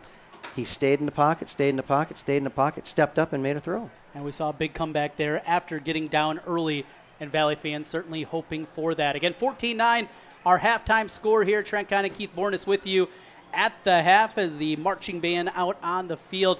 What a night for football. There's something about this rivalry year in and year out. Seems like it always delivers. Games can be a little bit different, but what we're seeing here tonight, we're getting the great game along with the great environment. That is true. It is a great environment, and it as big a rivalry it is, it's still families. Mm-hmm.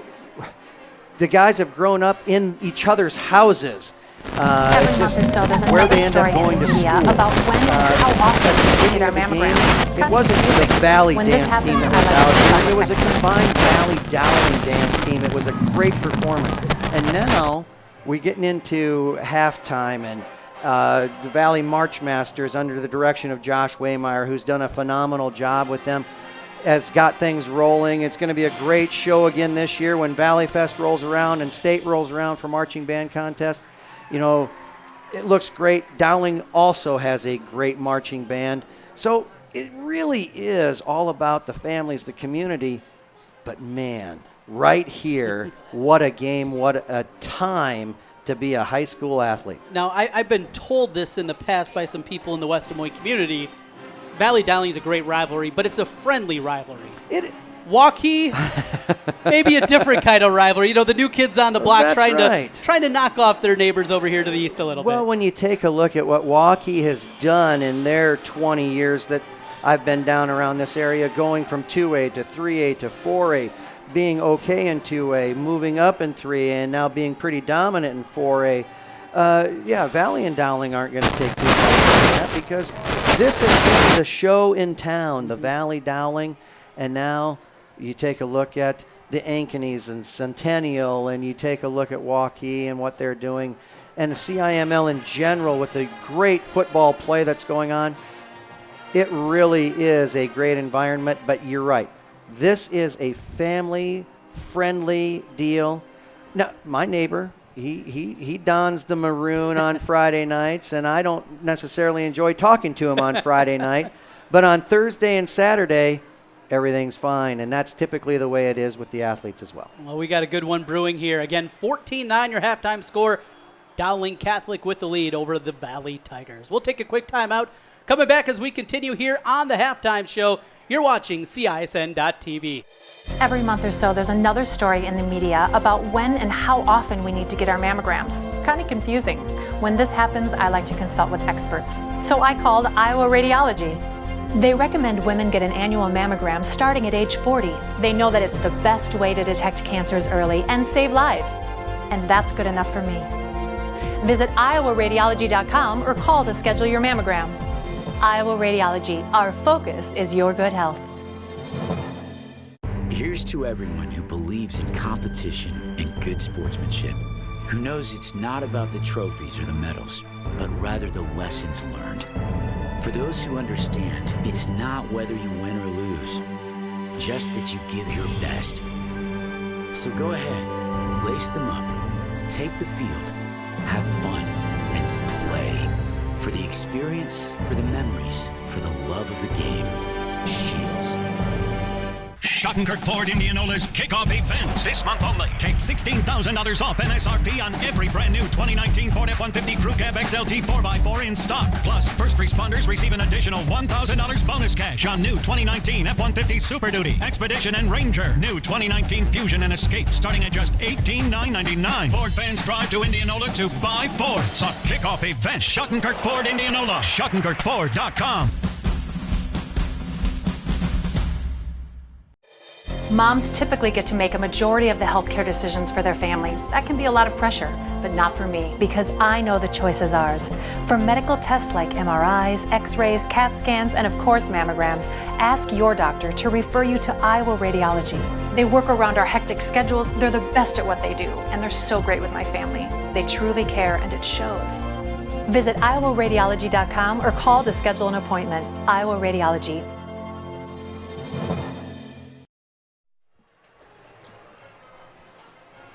Welcome back here to Valley Stadium. 14-9, your halftime scorer. Trent Condon and Keith Borness with you. Keith, first half we talked about a little bit earlier here during the halftime show. Certainly felt like it could have gone a couple of different ways as you go back to the locker rooms on each side. Let's start with Valley. What do you think Coach Swenson and the rest of the coaching staff, what are they going through here, some of the keys into that second half of the game? Well, Coach Swenson is in there right now, most likely saying, it's done. We are basically 0-0 on the scoreboard because a 5-point game is not going to necessarily win it or lose it right now. There's too much time left in the game. And so now it is just to settle in and do what they do best, and that is throwing the ball. Braden Ketcher is, I'm going to say he's going to go down as one of the best senior starter quarterbacks that we've seen with the minimal experience that he's had. And so he's there. He's ready to move the ball. He's delivered. So we just got to do what we're doing. Defensively, read your keys. It's assignment football. You got to have the confidence in yourself and the confidence in your teammates. Broken coverage is sometimes just a lack of trust. 83-yard touchdown. That was the first score. The other one came on a great move from Tegan Johnson. He had a big carry. There was big, but then he spun out of a tackle to make the touchdown. Dowling, they're in the locker room right now saying the same thing. It's 14-9. It's 0-0. If you take a look statistically, Dowling has dominated the half. There's too many drop passes for Valley to be able to compete statistically right now. And so with that, Coach Wilson is just simply saying, we controlled the first half, control the second half, things will go their way. Special teams, there's been some oddities out there. That field position for a while was tilting Valley way, but it really does feel like what I think everybody thought coming in. This is a coin flip game. This is a game. Yes. It's going to come down to maybe a big special teams play. We saw that short punt that ended up being deflecting off a Valley player and Dowling getting it and coming down and scored a touchdown. It might come down to not a quarterback, not a receiver, not a running back, but maybe special teams could be the difference here tonight. Absolutely, and both sides have great special team players. It's a game of playmakers. And so, yes, we could be looking at, even though I said it's not going to end 14-9, but it could. It's more than likely going to stay in this range of 5 to 10 points, but if one side gets momentum, they're going to keep their foot on the gas, and it could get lopsided too. Very well could. We saw that a couple of years ago. Things got away for Valley in that one. We've seen it happen the other way, though, where Valley has won this football game. They have split the last four seasons here during the regular season, 2-2. The rubber match, if you will, in year number 5. 14-9 our halftime score as Dowling leads over West Des Moines Valley. As we go through in this matchup and this rivalry and just all the different components here, we talked at the top a little bit about the new turf. I haven't seen anything really that has impacted the gameplay. It looks like it's holding very true. It really has. Now, there's something else that we haven't seen tonight, and that is moisture on the field. It hasn't rained. We don't have a heavy dew on the field, and so therefore it has held very well. But I watched the warm-ups, and I thought both teams did a great job. I thought their specialty people, their skill players did a great job making some cuts and getting used to the turf. And Dowling's already had a game here. Played last week in the comeback 21-17 win against Waukee. We're here at the half again, 14-9 your halftime score as Dowling Catholic leads West Des Moines Valley. 2 other games also happening, streaming tonight on CISN. You can bounce over and take a look at them. Just search on YouTube. You can find the links on CISN. Johnston on the road at Ankeny, and the other matchup, Waukee, as they host Southeast Polk. We'll get a look at that, maybe bring you a score here at the half. And our other matchups are 3 games streaming here on the Central Iowa Sports Network. 14-9 your halftime score. We'll take another timeout as we continue at the half. Moms typically get Valley to make a State. majority of the healthcare decisions for their family. That can be a lot of pressure, but not for me, because I know the choice is ours. For medical tests like MRIs, X-rays, CAT scans, and of course mammograms, ask your doctor to refer you to Iowa Radiology. They work around our hectic schedules. They're the best at what they do, and they're so great with my family. They truly care, and it shows. Visit iowaradiology.com or call to schedule an appointment. Iowa Radiology. Hi, Ron here, head coach of Westside Auto Pros. When your car's on the injured reserve, you want to get it back in the game as soon as possible. I know that. That's why you need to bring it here to Westside Auto Pros. I have a team of experts that can fix almost every automotive injury. Whether it's a fractured joint, a brake, or if your car just got its bell rung, no problem. We can even do a complete physical on your car to make sure it's game ready for the entire season. So bring your car to Westside Auto Pros and we'll get it back in the starting lineup in no time. Hey, you guys are dogging it back here. Let's move it, move it, move it. Here's to everyone who believes in competition and good sportsmanship, who knows it's not about the trophies or the medals, but rather the lessons learned. For those who understand, it's not whether you win or lose, just that you give your best. So go ahead, lace them up, take the field, have fun, and play. For the experience, for the memories, for the love of the game. Shields. Schottenkirk Ford Indianola's kickoff event this month only. Take $16,000 off MSRP on every brand new 2019 Ford F-150 Crew Cab XLT 4x4 in stock. Plus, first responders receive an additional $1,000 bonus cash on new 2019 F-150 Super Duty, Expedition, and Ranger. New 2019 Fusion and Escape starting at just $18,999. Ford fans drive to Indianola to buy Fords. A kickoff event. Schottenkirk Ford Indianola. SchottenkirkFord.com.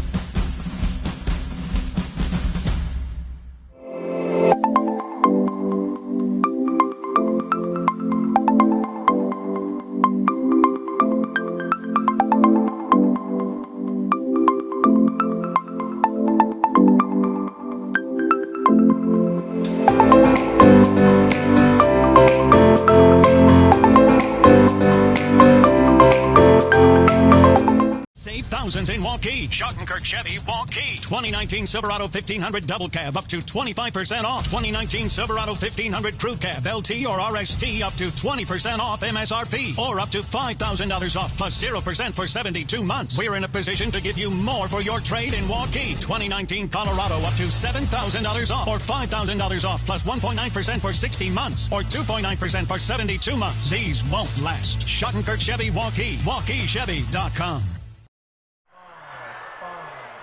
Trent Condon, Jim Kirby down on the field, and Keith Bornes with me up in the press box high atop. And well, we got the catbird seat right at the midfield stripe. Great setup here. You know, Valley Stadium, it is got to be one of the crown jewels of high school football in the state of Iowa. I think so. It's kind of strange because when teams come in for the first time, especially at the freshman level or the junior high level, when people are we're playing our games here, they come walking in, and the first thing they do is start looking at the stands and all those different things. You kind of feel like the movie Hoosiers when Coach Dale decided to break the tape measure down and say, oh, the floor is still the same size. Feels that way. It is an incredible environment here off of Mill Civic, and not just Valley Tigers, though, not just the football team that plays here. A lot of other events. You got the Menace games that are here. You mentioned there's every time I drive by here, and I also live in the community just right up the street, driving by, lights are always on, soccer teams out here. Right. You got flag football going on, all kinds of great things. It's not just for, you know, the 9 times a year it's years for football. There's a whole lot more. There is a whole lot more. And talking about another thing that people love to come and see is going to be Valley Fest. Bringing in all types of marching band talent that is going to be here. It is a very long day as it starts, I think, at 8 in the morning or 9 in the morning and runs until midnight. And so there's a lot of teams that come in and do some great things here. So, yes, the field is always being used, hence why we got new turf. And it's ready to go, looking great out there. Let's take a look here at some of the halftime statistics. 14-9 the halftime score, Dowling with the lead. Dowling in the first half, Hank Heimrich, 5 of 11 passing, 118 yards and a touchdown. Of those 118 yards passing, though, 110 of them went to Louis Brooks, and 83 of them came on one pass play there. You can see Brooks, not a real big guy, but he is fast. Yes, you know, the big hurts, speed kills type of a thing.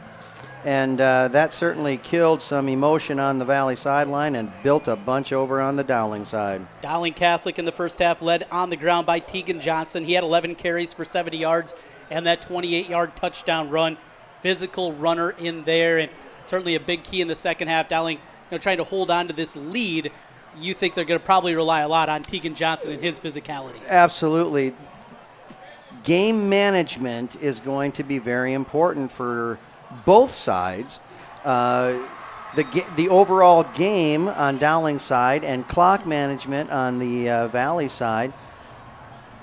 And both teams are going to have to rely on their quarterback, their running back, their receivers, and their defense. So, again, on paper, the game is just as tight on the scoreboard as it should have been. Catcher in the first half for the Tigers. He goes 7 of 16 through the air, 64 yards, and a touchdown late in the first half along with an interception. Creighton Mitchell, 10 carries for 33 yards, and Williams had 9 carries for 28 yards. Mahoney leading the receiving corps with 4 catches and 39 yards. Jack Johnson with that diving grab in the back of the end zone. 2 catches, 16 yards, and the TD. And it's 14-9 at the half. We'll take our final break. Coming back here on the other side, second half kickoff is next on CISN. 14-9, Dowling with the lead over Valley. Schottenkirk Ford Indianola's kickoff event this month only. Take $16,000 off MSRP on every brand new 2019 Ford F-150 Crew Cab XLT 4x4 in stock. Plus, first responders receive an additional $1,000 bonus cash on new 2019 F-150 Super Duty, Expedition, and Ranger. New 2019 Fusion and Escape starting at just $18,999. Ford fans drive to Indianola to buy Fords. A kickoff event. Schottenkirk Ford Indianola. SchottenkirkFord.com.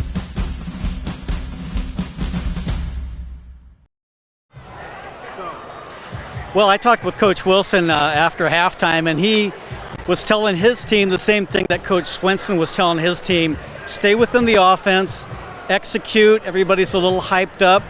I asked him about his young quarterback. He said he's very pleased with him, just needs to relax and stay within the game plan. All right, thank you to Jim Kirby down on the sidelines. Our report as we get ready for the second half kickoff. Dowling Catholic will have the option. They deferred to the second half, and I'm going to guess, and this is just a guess, but Coach, they're going to take the ball to start the second half. I have never seen, when you had the option to take the ball in the second half, I've never seen somebody not take it. I would have to think it would be an incredible windy day for somebody to be thinking otherwise. I believe that happened 2 years ago, maybe 3 years ago over in Champaign when Iowa played over there. Okay. And a game where Illinois never kicked off. Never kicked off because it was such a windy day that day. Of course, didn't score because it is the Illini we're talking about. And that happened there. Iowa back on the field tomorrow against Rutgers, 11 o'clock. Iowa State off before Cyhawk Week. That's a big rivalry, but for tonight, this is the rivalry with Valley and Dowling. It certainly is. And the stands haven't cleared out. No. Certainly a game that is still in doubt, not to be over. You know, you asked a question, or started to ask a question about the depth of Valley's running game. Yes. If we're in a situation where Jaden Williams does not come back. There are only 2 other running backs listed on the roster, and that would be a senior, Jalen Crowell, and another senior, Jaden Thomas, neither of which have seen varsity experience here at Valley. However, there is a defensive back that they could move over if they needed to, that being Mason DeBrava. Okay. So there are some people that can step in and hopefully step up if that situation occurs. But certainly we're happy to see Jaden Williams on the sideline with his helmet still in his possession. It's never a good sign when the trainer or the team doctor has your helmet. Well, we have an update from Waukee at the half. A high-scoring shootout over there, 28-20. Southeast Polk with the lead over the Warriors. Certainly be a big surprise. Radio Iowa had Waukee preseason number 2. Just fell a spot in that tight loss last week to Dowling. But that Rams team, they lost a lot. I didn't have a real good feel for that team. Tight one last week against Valley, and they're playing well again tonight. Well, yeah, I think anybody who saw that game last week, Valley Polk, would say, Polk's kind of the real deal. Yeah. They have, I was standing in the end zone with a former Ankeny player and Iowa State player, Corey Kluver, and we were both looking out at him. Polk's got guys that look like they should be playing Division I football right now. Second half underway here. Short kick from Valley. Return from the 16-yard line. Looking to bounce outside and rip down just past the 20-yard line. On the return, that's where Dowling will start with the football. And our other game here on the CISN on our network tonight, it is 17-0. Ankeny with the lead over Johnston in that one as they approach halftime. 17-0 now into the third quarter for that matchup there. And a little bit of surprise. I thought that'd be a little bit more of a tussle up with the Hawks and the Dragons. Yeah, sometimes both teams just seem to take a little bit of time to gain traction in their season. Here it's 14-9, Dowling with the lead as they start with the football and a run to the right side on a zone read look, keeping it the quarterback Heinrich as he falls forward back to the line. Great job clogging up the line of scrimmage there by the Valley defense. You call that a zone read, but we haven't seen Heinrich keep it very often there. You wonder if that was something where they said right away, we're going to go zone read, but keep it yourself. Try to keep them honest right away. Well, they certainly could, because when Tegan Johnson comes out of the backfield at the same speed whether he's got the ball or not. And here's a play. Heinrich hit in the backfield as he was dropping back. He was able to fall forward right back near the line of scrimmage. But this Valley defensive front, boy, they brought a lot of pressure. They did. Now, here's where Coach Wilson has been very good over his career, where he knows the mental game. He knows that Valley is putting up a fantastic fight here. They're exerting a lot of energy. Dowling hasn't done any big plays here, but they're a big play striking team. So here they're coming with a big play effort. Here's Heinrich rolling out to his left. Pass a bit low, incomplete. It'll be 4th down for the Maroons in their first possession of the second half. And always a difficult throw. Right-handed quarterback rolling back out to the left side. Well, it is. But the only reason that it becomes so difficult is because young quarterbacks and high school quarterbacks, a lot of times they fail to get their shoulders turned back to the line of scrimmage. But it's hard to turn your shoulders when you're under that type of pressure. Valley defense holds. They get the 3 and out and looks to get the football back as the Maroons are going to punt it away on 4th down and 9. Pressure comes again. End-over-end kick that hits at the 42-yard line. Takes a small Dowling bounce inside the 40. 1st and 10 for the Tigers from 30. Okay. We went over the rules to the kicking game, and number 3, never let the ball hit the ground because it's 15 yards. Yeah. That didn't move a foot. No. Kid must be a golfer. Thornton was back there to receive it. Surprised he didn't have an earpiece listening to us during the game. He could have got your rules a little bit earlier, Keith. That's right. 1st and 10 from the 40-yard line now for the Tigers. Their opening possession of the second half. 10:27 to play in the third quarter. Dowling 14, Valley 9. Tigers working out of the gun. 2 receivers right, 2 left. Quick hitch and catch as that one's complete to Jack Johnson. Just a gain of about 3. And positive yards right from the start. Give 4 yards on the play. So actually a very nice start. 2nd down and 6 in the backfield starting the second half. It is Creighton Mitchell. Jaden Williams, who got the start tonight because of an injury to Mitchell, left the game in the second quarter. We haven't seen him back out there yet. I formation for the Tigers as they go with a tight set. Mitchell trying to find some room in the middle. Nothing there. Covered up quickly by the Dowling defense. First among them, Russell Pearson, defensive lineman for the Maroons. Now, this will be interesting on the spot because the near sideline gave him a yard. The far sideline gave him nothing. And the middle judge gives him a yard. He was looking this way, so a gain of yard makes it 3rd and 5. That big offensive line trying to get a push here for the Valley Tigers, trailing by 5 in the third quarter. As the starting quarterback coming out, leading this offense for Valley, looking to throw. Here's the throw across the middle, and it is complete to Ryan New. Strong throw from catcher, and New avenges a couple of drops. Yes, he does. And the fans are letting him know that they appreciate his efforts and are very happy for him getting a catch. Who knows what Ryan New can do now? 1st down into Dowling territory. They'll mark it at the 46-yard line on the completion from catcher.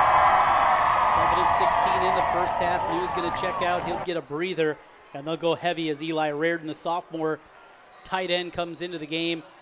But before we have a timeout, we'll take it with them. 8:47 to play in the third quarter.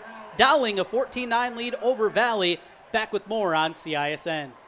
Here's to everyone who believes in competition and good sportsmanship, who knows it's not about the trophies or the medals, but rather the lessons learned. For those who understand, it's not whether you win or lose, just that you give your best. So go ahead, lace them up, take the field, have fun, and play. For the experience, for the memories, for the love of the game. Shields.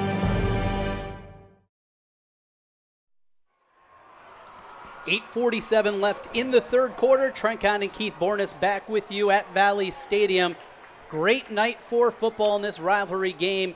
Timeout there, now down to 2 left in the half. Yeah, you know, there are a lot of things coaches can overcome, but one of them is that's tougher is taking a timeout when you don't want one. Here's a swing pass out to Creighton Mitchell as he tries to get the corner. He can't. Pulled down for a loss on the play. Swarming around, and again, Owen Schiltz, he made a great play defensively on a pass earlier. Here he comes up and does in the run. A great job. And Michael Keogh, defensive back for Dowling, his helmet came off on the play, and so he's got to go out for this next play. Adam Brock back there in the defensive backfield. And that at center field position. Here's a throw out. That's complete to Wilcoxon. Up the sideline and near the first down marker. One of the toughest, best pass-catching fullbacks / H-backs I've ever seen in high school football. Yes, when he was a freshman, though, he was one of the smallest guys on the team. And you thought, this kid wants to play fullback? He wants to be a linebacker? What is he thinking? And he just has steadily worked so hard that when he looks like a product of the weight room, and he plays like one. 5'10", 220 pounds, Nate Wilcoxon on the reception. Now a pitch out to Mitchell. He's got a little bit of room. Cuts back, middle of the field, past the 30, inside the 25, still on his feet, dragging defenders with him. A first down for the Tigers. Creighton Mitchell is a strong kid, too. You know, we've talked about Jaden Williams being that straight-ahead, power, passionate type guy.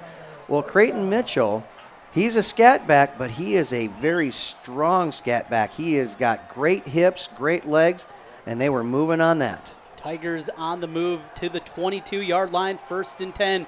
7.5 to play in the third quarter. Run to the right side, brought down from behind. Good penetration out there for Dowling Catholic. That was Jack Meyer coming from behind. And 4 other white jerseys on the tackle. Dowling doing a great job with a swarming defense tonight. Loss of 2 on the play. 2nd down and 12 from the 24-yard line.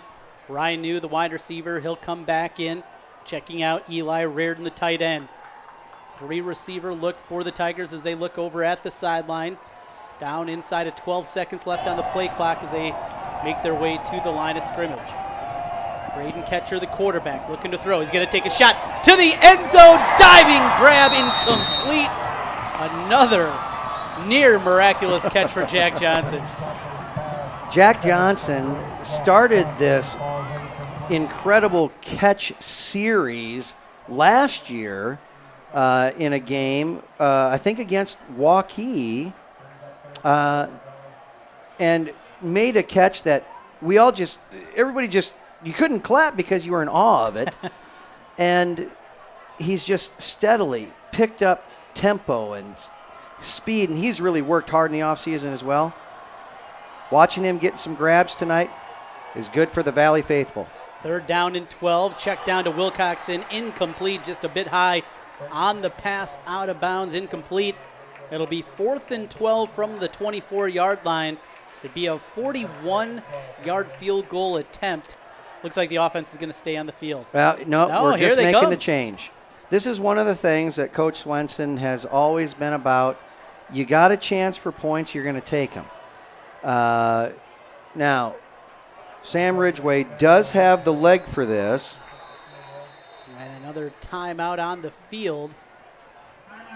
It's just a question of what kind of consistency does he have? Had a big field goal last week over at Polk.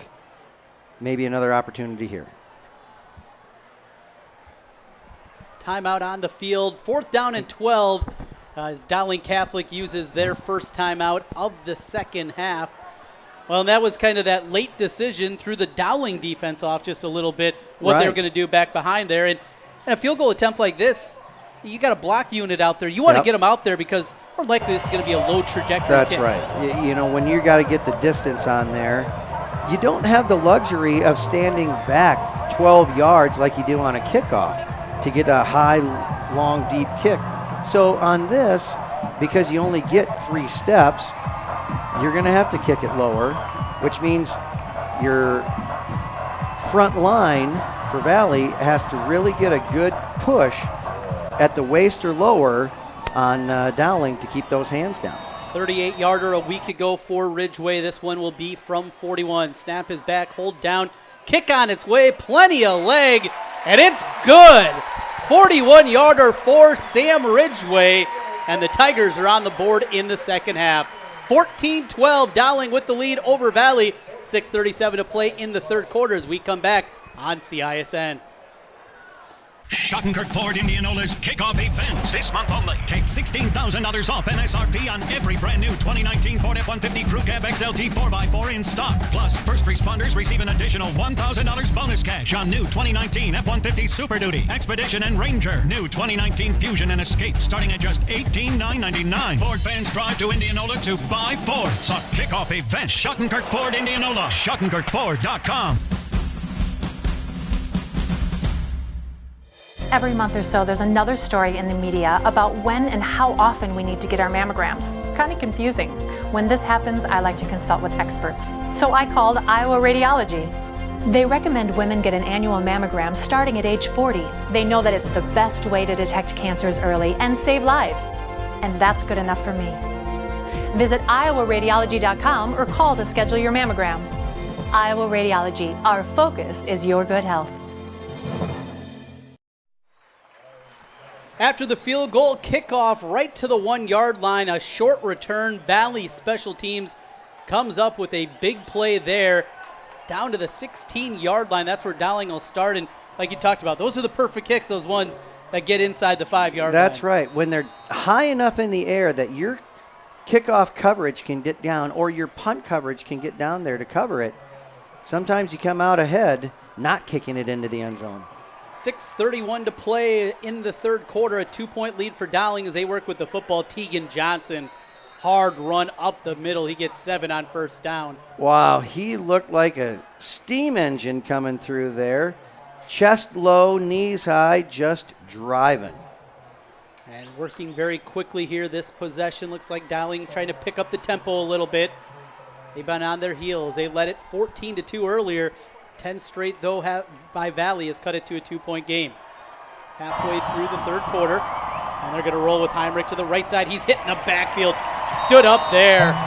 Valley's defense, boy, have they taken it to another level here over the last quarter plus. They have, but part of that is, it starts with your defensive line getting a surge.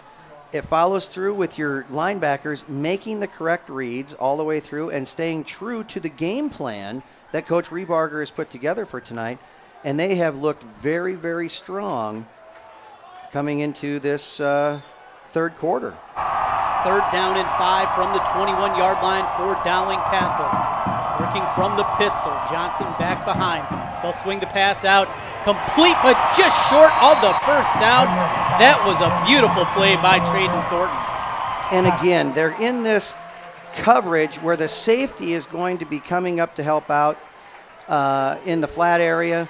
Thornton is playing back a little bit deeper, but he read his key correctly, saw the ball coming in, came up, made it, instead of it being a first down, it's 4th and 2.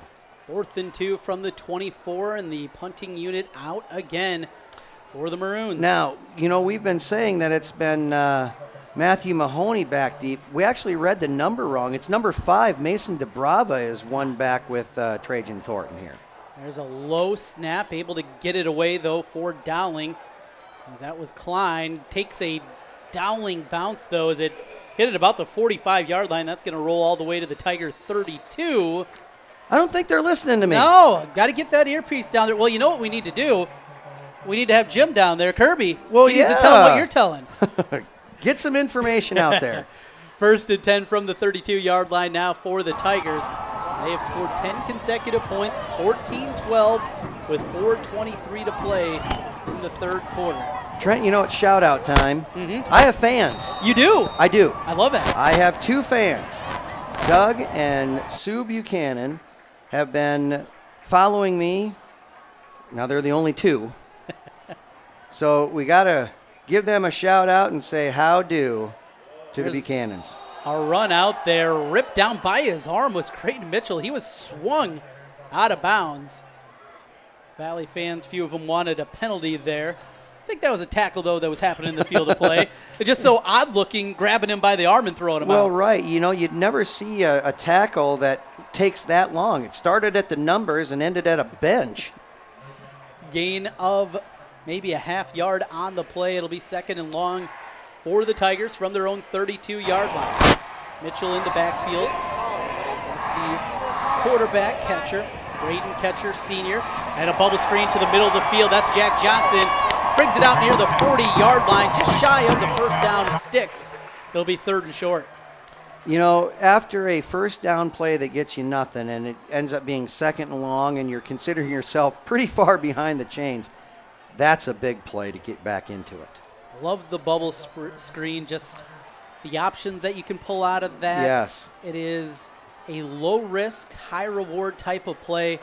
A lot that can be done out of it, and a good gainer there, making it 3rd and manageable. 3rd down and 2 from the 40-yard line for the Tigers. I formation behind catcher. They'll go to the fullback, Wilcoxon. Big hole! He breaks to the open. 30, 20, 10, touchdown Tigers. The fullback, Wilcoxon, goes 60. Now hold on. Is there any laundry on the field? Because you don't want Tommy Rathman to have to run all the way back and try it again.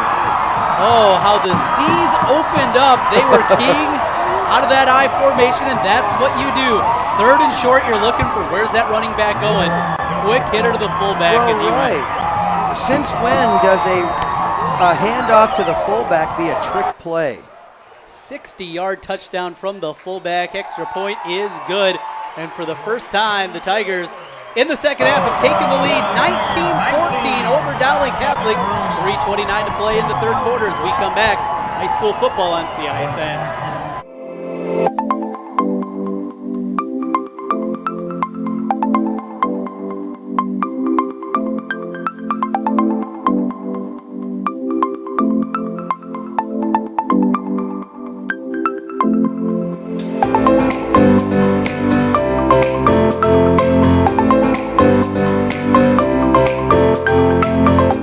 Moms typically get to make a majority of the healthcare decisions for their family. That can be a lot of pressure, but not for me, because I know the choice is ours.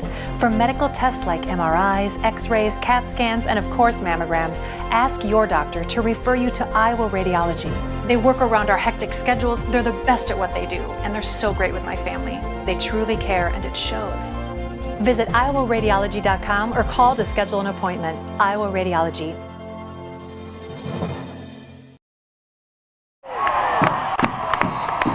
Back with you at Valley Stadium after the Tigers take a 19-14 lead over Dowling Catholic. Kick return brought out past the 20-yard line to the 25, and laundry on the field. But Keith, let's go back for a moment again.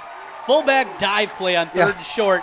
You get 60 yards and a touchdown out of it. Well, and on top of that, as you know, we talked a little bit, who expects your fullback to run as fast as he did? He hasn't been on the track team. Maybe he should be. I'll talk to Coach Trigstad and see what he's got planned for touchdown Tommy Rathman next spring. Nate Wilcoxon, the fullback. He plays kind of an H-back role. Yeah. He catches a lot of passes. You know, I was so impressed a year ago from him. Yes. Led the team in receiving last year. 5'10", 220. Not the kind of guy you'd expect to see leading a high school team in receiving. And there, the big touchdown run. Valley leads it by 5. Here comes Tegan Johnson, spins through a tackler. Nice gain on first down, a gain of 9. Speaking of good runners. A physical guy, but that spin move, we saw that for his touchdown run earlier in there. He hits that circle button. It's like he's playing, not Nintendo anymore, I guess. It's PlayStation, right? Yeah.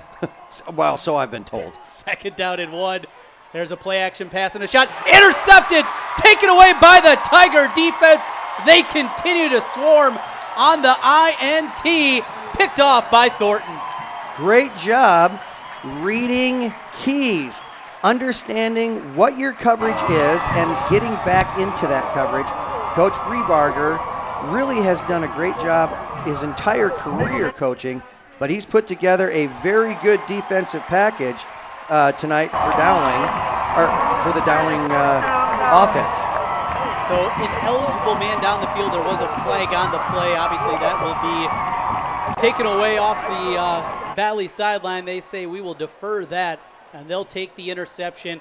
And again, Valley with great field position here, starting at the Dowling 39. Absolutely. This has been something that has been really one of the more continuous kind of conversations. This field throughout the whole game feels like it's tilted the Tiger way. Yes. As far as starting positions, Dowling has been behind the average starting position all night and done a great job maneuvering up the field. But this could be a huge momentum shift. 19-14 Tigers lead, 2:55 left in the third quarter, and they're going to take a shot, throw across the middle, incomplete. After the turnover there, how often you see that? Want to take your shot right away. Absolutely. And again, one of the strengths that Braden Ketcher has had, BK. Call him BK. One of the strengths that BK has had is he's very solid in the pocket. And so he makes his best throws out of the pocket. Running on the move or being on the move and throwing, he's done it. He's been effective, but it's not his strong suit. 2nd and 10 after the incompletion. Now they'll run it up the middle, bounce it outside. Creighton Mitchell, he's to the 30, still on his feet, 25, brought down at the 22. A big gainer from Creighton Mitchell. Slippery, isn't he? Little bit. They're opening up there, simple zone read to the right. You're just going out there with the zone blocking scheme up front, and he found that little crack and made what could have been a 4-yard gainer into 19. That's right. Get your 3, the 30 will come. And there it was. 1st and 10 for Valley now at the 23-yard line. 2.5 to play in the third quarter. Valley leading by 5. And that Dowling defense, they've been on the field a long time here in the second half. They have. You get tired when you're out there a long time. There's Creighton Mitchell looking to cut back, falls forward out to the 20, a gain of 3. And first down as the clock rolls, and I'll go inside of 2 minutes here in the third. He did not get much love from his offensive lineman on that as he stopped moving his feet forward, and Creighton Mitchell ran right up the backside and had to spin off of the back of one of his offensive linemen. Long look over at the sideline. So we haven't talked about the 40-second clock. No, yeah. New rule this year. You like it? I don't think it's changed the game for us. No. In high school, it just hasn't changed the game. Very few delay of games.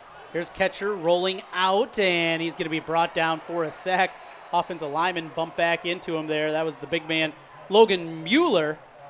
But a sack by the Dowling defense will make it 3rd and long. Logan Mueller has really turned himself into a very good offensive lineman. A year ago, he was probably 50 pounds bigger than he is right now, and he has really worked to get himself into great condition. The weight room has been his friend, and he does a great job setting up on pass block. 6'4", 325, the big right tackle. Here's a draw play for Creighton Mitchell. That's stopped, though, before he can get to the first down. Opened up there for a minute, but the middle of the Dowling defense very good. That's right. You get into the heart of Dowling's defense there, and it's pretty tough to move no matter who you are.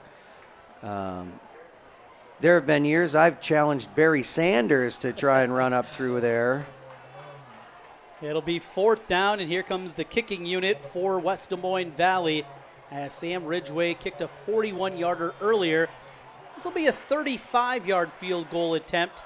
Snap back, hold down, kick on its way, plenty of leg, and it is knocked through. 2 for 2 for Sam Ridgway, the senior kicker, and the lead extends for Valley. They lead it by 8 now, 22-14, with 20 seconds left in the third quarter as we come back on CISN.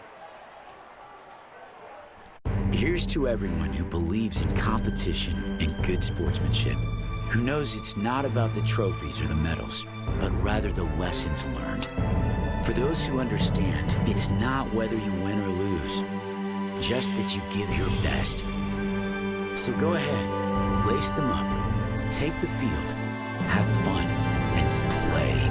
For the experience, for the memories, for the love of the game. Shields. Back with you at Valley Stadium. Trent Condon joined by Keith Borness here in the booth. Jim Kirby down on the sideline. 22-14. West Des Moines Valley with the lead over their crosstown rival, the Dowling Catholic Maroons, as the Tigers kick off return from the 3-yard line out to the 20. And the special teams again for Valley. In on the tackle there, Saskowski, the junior. Ethan Saskowski is a defensive back, junior defensive back, and he can bring some heat, did on that play. But again, great special teams. High, deep kick to the 5, kept it inside the 20. 18-yard line is where Dowling will start, looking for some answers offensively as the offense has started to go stagnant here. A couple of big plays as what they've been able to get on the board, including an 83-yarder. Valley's working hard to get a defensive back out to the far side. There's a run up the middle, keeping it himself. The quarterback, not much running room, though, after a short game for Heinrich. Now, let's not forget, with the RPOs and with the zone reads that Dowling has, there's still a huge play offense. That is the end of the third quarter. We go to the fourth, 22-14, Valley with the lead over the Dowling Catholic Maroons. Let's go down to the sideline, and here's Jim Kirby. What you're seeing here in the third quarter is the maturing of that Valley offense, particularly the quarterback, Braden Catcher. He's finally relaxing and getting into the groove and working on his timing between his receivers, New and Johnson. I'll tell you what, they almost had another touchdown down here. Jack Johnson just inches off of his hands. And it's not just the quarterback, it's the offensive line and the defense. A lot of maturing going on in a short amount of time. Thank you, Jim. Jim Kirby down on the sidelines for us on CISN as we get ready for the start of the fourth quarter. Keith Valley, that was an incredibly well-played third quarter from the Tigers. Now you want to keep that momentum going. You do. And one of the things that Coach Swenson is going to be telling people right here is don't get emotional. The game is ebb and flow. Just make sure you do your job, your assignments. Energy will continue to be on your side when you cut down your mistakes. Always difficult to finish off the six-time reigning state champion. Different than any other team. Yes. The heart of a champion, and certainly Dowling Catholic has that as they face second down and 6. A run for Tegan Johnson. Not much running room as he tried to bounce out to the right. I've been so impressed here throughout this game, though. That front for Valley, and they played a lot of guys, a lot of names out there playing well for the Tigers. Yes. Again, Coach Cooley felt coming into the season he had more depth this year, and so he keeps rotating guys. And as little as they've been on the field this half, they're a little energized here. It'll be third down and 3. Dowling needs to get to the 28-yard line from their own 25. Shotgun snap. Tegan Johnson with the run. Bounces outside and gets the first down. Fought forward. Had a hand on him, but you need more than a hand to rip down Tegan Johnson. Yes, you do. He really is a strong, impressive runner who's got very good speed himself. It's been impressive that he's only is he still under 100 yards yet or not? Got to be getting close. And he runs hard. Now a little tempo here as Dowling goes no huddle, trying to change things up after a rough third quarter. 22-14 lead as Johnson takes another run to the left and picked up 8. Tegan Johnson just leading downhill, isn't he? Yes, he does. And, you know, you talk about the 100-yard mark. When you're picking up 6, 7, 8, 28 yards at a pop, you're going to get it quicker than not. From the 40-yard line, it's second down and 2 for Dowling on their side of the field. Look over from Heinrich, the quarterback. Trip receivers to the right side for him. And Johnson with him in the backfield. He'll hand it to Johnson again. This time not as much room. Still pushes forward, and those strong legs get the first down. How about that minimal gain that he just had for 3.5 yards? He just keeps pitter-pattering those feet forward. Offensive line gives him a little extra shove and always going the right way from the Maroon perspective. First and 10. You take a look at what Dowling's doing right now. This is one of the advantages of the 40-second clock, because if you're set on the line ready to go, you still have 40 seconds to see what Valley's going to do setting up defensively. Run up the middle again for Tegan Johnson. Good carry for a gain of 5. And it looks like Tom Wilson just said, you know what? We're going to rely on our running back here this drive. Keep it simple and hey, tell Valley we're going to line up. You try to stop us here. Well, right. You know, my grandpa once said, when the rest of the world runs, you walk. When the rest of the world walks, you run. And Valley's been running right now. Coach Wilson's backing it off, and he's just methodically walking up the field. Still a one-score game, 22-14. Now a chance for a shot. Heinrich, though, going to tuck it. Runs through a defender for a first down. How about that for your quarterback and some extracurriculars? Stillman locked up over on the sideline, the wide receiver with Thornton, and Thornton got slung to the ground. He did. That's going to possibly bring up an unsportsmanlike and push people back. Personal foul. Bring him back. We'll see what happens after the conversation. Dowling got the first down on that physical run from quarterback Hank Heinrich. We'll check down on the field on the call. Didn't see before, very well could be offsetting. See that plenty of times down there. They did give him the first.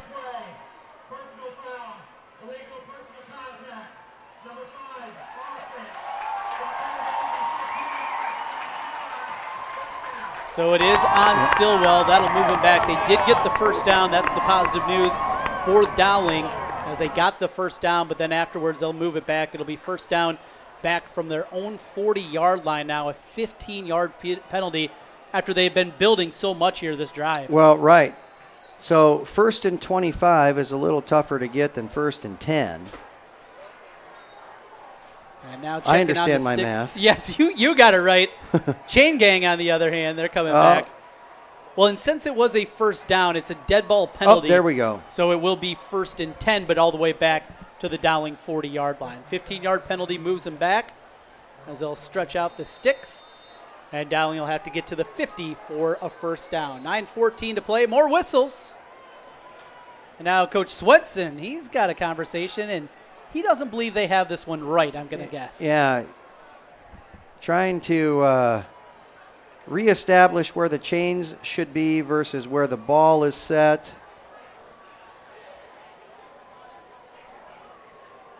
He doesn't look pleased.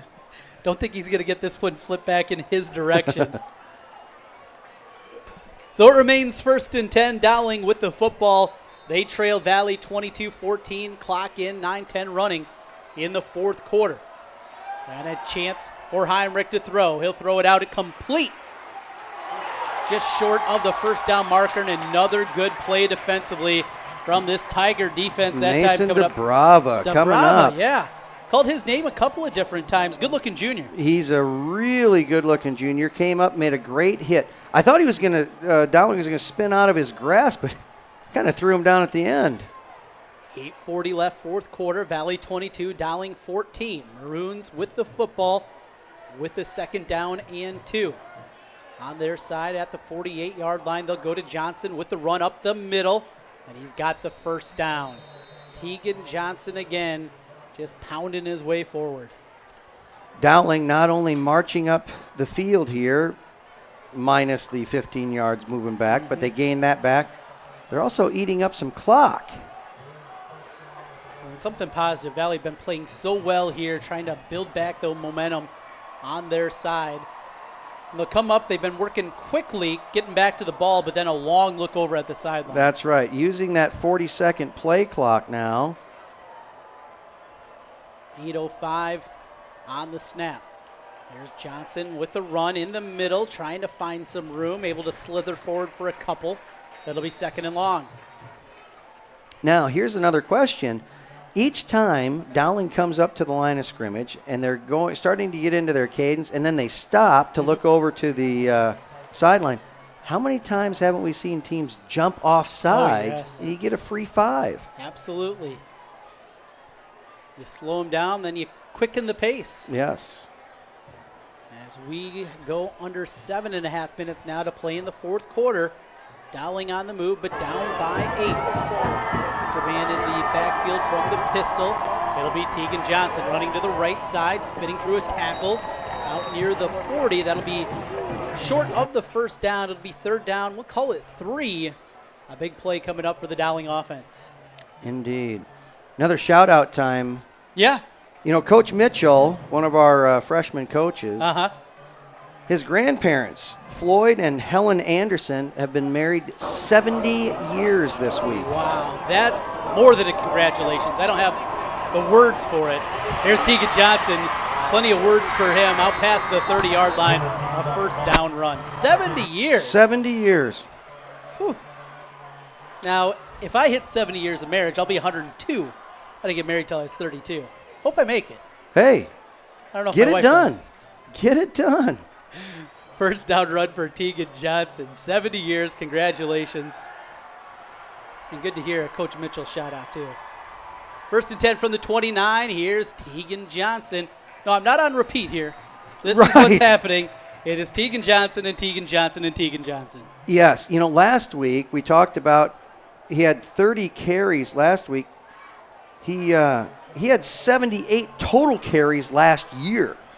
Tonight, I'm thinking he's close to 78 carries already. Feeling that way. So late substitution out of the Tiger defense and didn't get off the field. Let's see if they got the timeout. They did. Ooh, just in time there. That would have been a chance for Dowling to go to the end zone, but a timeout. Second of the half for the Tigers. They got one left, 6:12 to play, fourth quarter. Valley 22, Dowling 14 as we come back on CISN. Moms typically get to make a majority of the healthcare decisions for their family. That can be a lot of pressure, but not for me, because I know the choice is ours. For medical tests like MRIs, X-rays, CAT scans, and of course mammograms, ask your doctor to refer you to Iowa Radiology. They work around our hectic schedules, they're the best at what they do, and they're so great with my family. They truly care, and it shows. Visit iowaradiology.com or call to schedule an appointment. Iowa Radiology.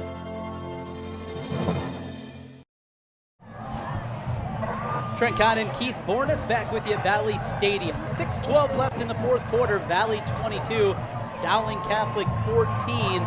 Late substitution, and certainly something that, Keith, you look at, caused a problem there trying to get off the field. It really did cause a problem. When you're subbing in your defensive line guys, they're not known for speed. Mm-hmm. And so if you're going to be subbing it, From the far side. Yes. Far hash. Yeah. And they're not distance runners. No. It'll be second down and 8 from the 27 for the Dowling offense. Down by 8. Tegan Johnson with the run, penetrating through the middle. Not much running room there. Defensive front able to stick him after a short gain. Now this is just on the verge of 3rd and long, with 3rd and 6, still kind of a 3rd and medium. Mm-hmm. So very, very manageable, especially with their big play offense. They've been first in 100 before and scored touchdowns. They'll go 5 wide out of this formation. 3rd and 6. Heinrich looking to throw to the left side. Incomplete. Had a man out there, but the throw just a bit wide. It'll be 4th and 6. Got to figure Dowling's probably going to go for it here. Well, you still have time. And so they have a good kicking unit. You put points on the board. Your defense holds. You get another chance offensively. We'll see what happens here. Offense out on the field. Jake Calvert hadn't missed a field goal yet in this early portion of the season. Won't get a shot at a 42-yarder. 4th and 6. 5:38 left in the fourth. Heinrich looking. He's going to take a shot. He's got a man out there. It is caught for a touchdown. Oh, what a play. Louis Brooks again. And dropped it in a bucket. He did drop that in a bucket in between two very good Valley defensive players. How he made that throw and how the catch was made, pretty amazing. Louis Brooks again, the junior wide receiver. His second touchdown grab of the night. Now the offense stays on the field as they will line up for 2. Valley 22, Dowling 20. As the offense comes out, 2 receivers to the left, 1 right. Man across the formation in motion, that is Brooks. They'll roll out his way. Look into the middle, complete for the 2-point conversion. Josh Jackman coming back, a nice little dig there. He found himself open, coming back across the flow over to the right side. Indeed. You know, like I was saying before the play, don't go for 3 here and try and get the ball back. Throw it in the end zone on 4th down. And they did. 25-yard touchdown, the 2-point conversion good. We're tied at 22. We're back in 30 seconds. Tie game in the fourth quarter. Every month or so, there's another story in the media about when and how often we need to get our mammograms. Kind of confusing. When this happens, I like to consult with experts. So I called Iowa Radiology. They recommend women get an annual mammogram starting at age 40. They know that it's the best way to detect cancers early and save lives. And that's good enough for me.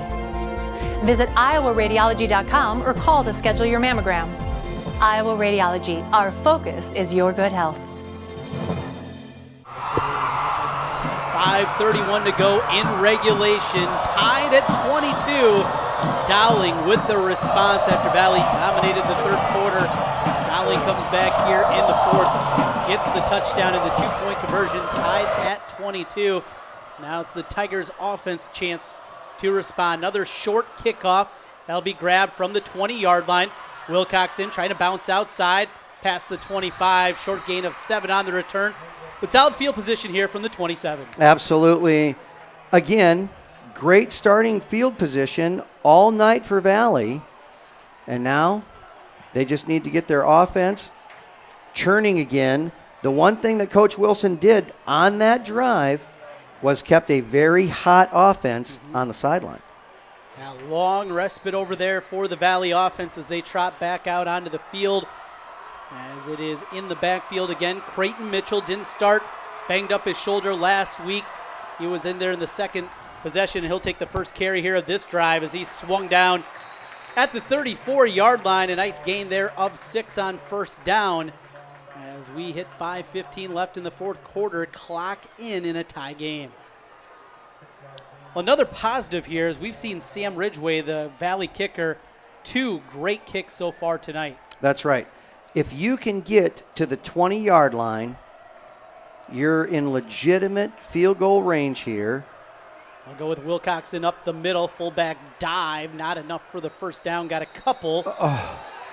A whistle and the pile pushed forward, but after the whistle there. That is, somebody came off with their helmet off. Now that's something you can't argue with. When the helmet comes off, you blow the whistle. And so that could have been the reason that it stopped before the pile was done moving. 3rd down and 1 for the Tigers. 4:40 clock running in the fourth quarter at their own 32-yard line. They need to make the 33, I formation. And they will go to the back. There's Mitchell. First down and a whole lot more. He needed a yard. He got nearly 10 of them. First down.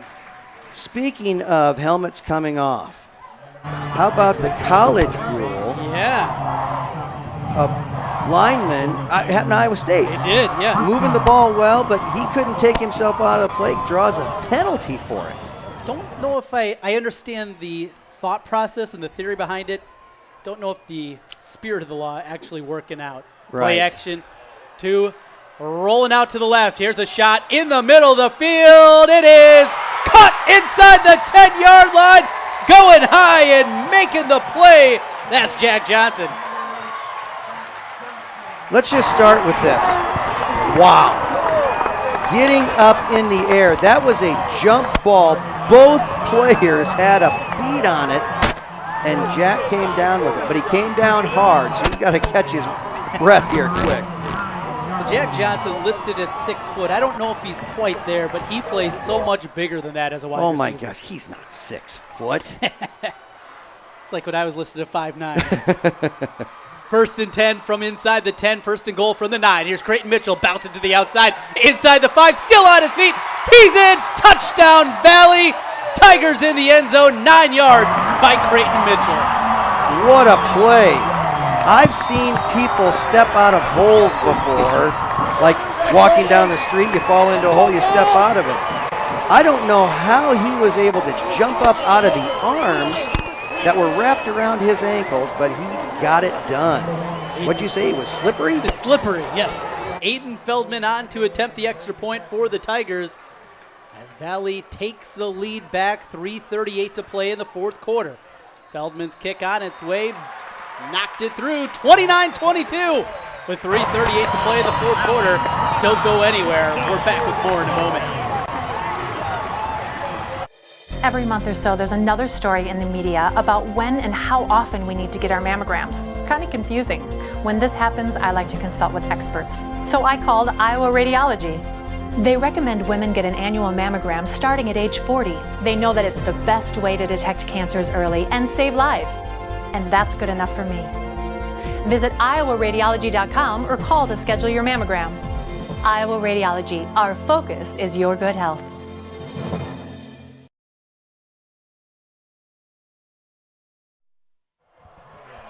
3 minutes, 38 seconds to go in the fourth quarter. It is 29-22, Valley leading Dowling after the 9-yard touchdown run from the Tigers, Creighton Mitchell. Here's a line drive kick, hits at the 7-yard line, bounces into the waiting arms of Louis Brooks. Brooks, a couple of touchdown grabs, not much on the return, hit the 20-yard line, and some extracurriculars down near the 40-yard line. Slow to get up for the Tigers. That was Cale Sampson.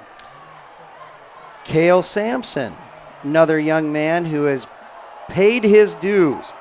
One of the smaller guys as a freshman, was injured his sophomore and part of his junior year. Has been in the weight room, made it into the starting lineup last week against Polk. Great young man, worked hard. It'll be 1st and 10 from the 20, down by a touchdown for Dowling Catholic. Maroons made some plays late in the game a week ago against Waukee. What do they got up their sleeve here? Heinrich hands to Tegan Johnson. He looks to bounce to the left. Covered up back to the middle. First hit there, Blake Underwood coming in and slowing things down.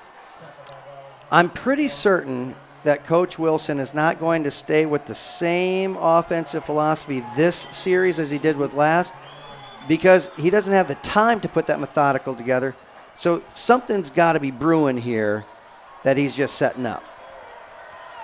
It'll be 2nd down and 5 from the 25-yard line. Hank Heinrich in the pistol. He's looking to throw. He's got receiver out to the outside. Jump ball incomplete. Running foot for foot with the receiver out there, as Jackman was the intended receiver, but Carson Shelton looks like he's going to get hit with the penalty. He is going to get hit with the penalty. And, you know, there's a fine line. There's no such thing as uncatchable. Mm-hmm. And there's contact both ways. And I'm sure the ruling is going to be here that he didn't turn around. Pass interference, 15-yard penalty, not a spot foul at the high school level. 15-yarder will move it to the 40-yard line. The 2:52 left. Maroons trying to come back. 5 receiver set. It's a quarterback draw. Heinrich up the middle. He's got a hole. Spins through a tackle. Still on his feet. Past midfield. A 1st down run from Hank Heinrich. Heinrich there. That spin cycle. Coach Wilson must be teaching that spin move over there. Boy, I tell you, they have been very effective with it tonight. Into plus territory to the Valley 49. Clock in, 2:35 to go as Dowling takes a long look over to the sideline. 1st and 10. Heinrich trip receivers to his left. He'll hand it up the middle. Tegan Johnson got 4 on the play. Valley's defense was there, including C.J. Stillman. Coach Wilson still being kind of methodical here, taking plenty of time off the clock. You know, the defensive pass interference, you don't just set yourself up and say, hey, throw it deep for a pass interference call because you want to make the play, but sometimes that factors in. Rolling back off the back foot. Here's a throw. Looking for Stillman. And he got it just inside the 25-yard line. Threw it up there, and Stillwell came down with it off the back foot. Makes the play. You know, earlier I said that Heinrich was a scrambler with a good arm. Well, he showed it there because that is a tough throw. It was all arm to get it down there. 1st and 10 at the 22 is where they will mark it. Heinrich now looking to scramble, tries to bounce out to the 20, still on his feet at the 15. Couple of penalty markers came in there, and everybody on the Valley side saw that one. Little block in the back there. So that'll move things back. Make it a little bit more difficult, down to 92 seconds left here in regulation. And they're trying to figure out where the spot of the foul happened so they can assess the penalty from there. So it looks like it's going to be even 1st and 21 now. There's the call, block in the back. So it'll move it back to the 32-yard line. Dowling, though, very quickly on the ball. 3 receivers on the left side of the formation. And a tight end out to the right. Keegan Johnson in the backfield with the quarterback, Hank Heimer. Down by a touchdown. Now a look over. Clock is in here. I don't know if anybody can feel that besides us, but the stadium's rocking. Heinrich with the run, design run for the quarterback. He got the edge, but not a ton of running room out there as he brings it to the 26-yard line. Gain of 6. It'll be now 2nd down and 14. Now, he did not get out of bounds according to the officials, so the clock is still moving. Dowling with 2 timeouts yet. Clock continues to tick as we go under 50 seconds left. Dowling down by a touchdown.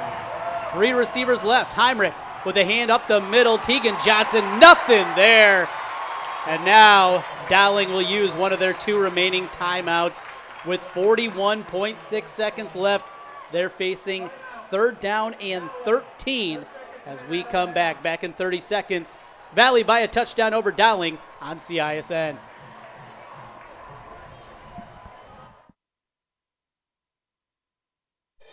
Moms typically get to make a majority of the healthcare decisions for their family. That can be a lot of pressure, but not for me, because I know the choice is ours.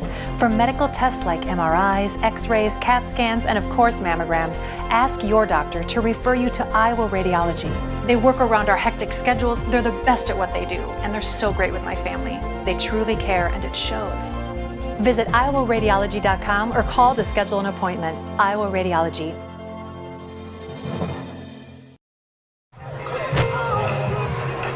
Trent Conn and Keith Bornes back with you at Valley Stadium. The Tigers of Valley 29, Dowling Catholic Maroons 22. Dowling facing a 3rd down and 14 from the Tiger 25-yard line, 41 seconds left. We'll see if they take a shot here. Well, they've been 4th and 6 before. There's Heinrich looking to roll. He is brought down, sacked by the Valley defense, C.J. Stillman. Stillman, a name we've called a lot tonight. He's played well. We have called his name a lot. He is a very impressive wide receiver. Now, I wonder if Coach Wilson is going to be arguing about the clock. He was calling timeout, and the clock kept running. I'm not so sure they won't get another 4 or 5 seconds. Showing right now 31.1 seconds left. It'll be 4th down and 18 from the 30-yard line. They'll have to get, looks like right at the 12-yard line is the goal to gain for a 1st down here on 4th down. Conversation, doesn't look like they're going to get that extra time back on there, though. Well, yeah, I don't know if they called for it and we just haven't, our clock operator hasn't put it on yet, but they're not making any motions to come up here, so. But it'll come down to this, 4th and 18 for the Maroons.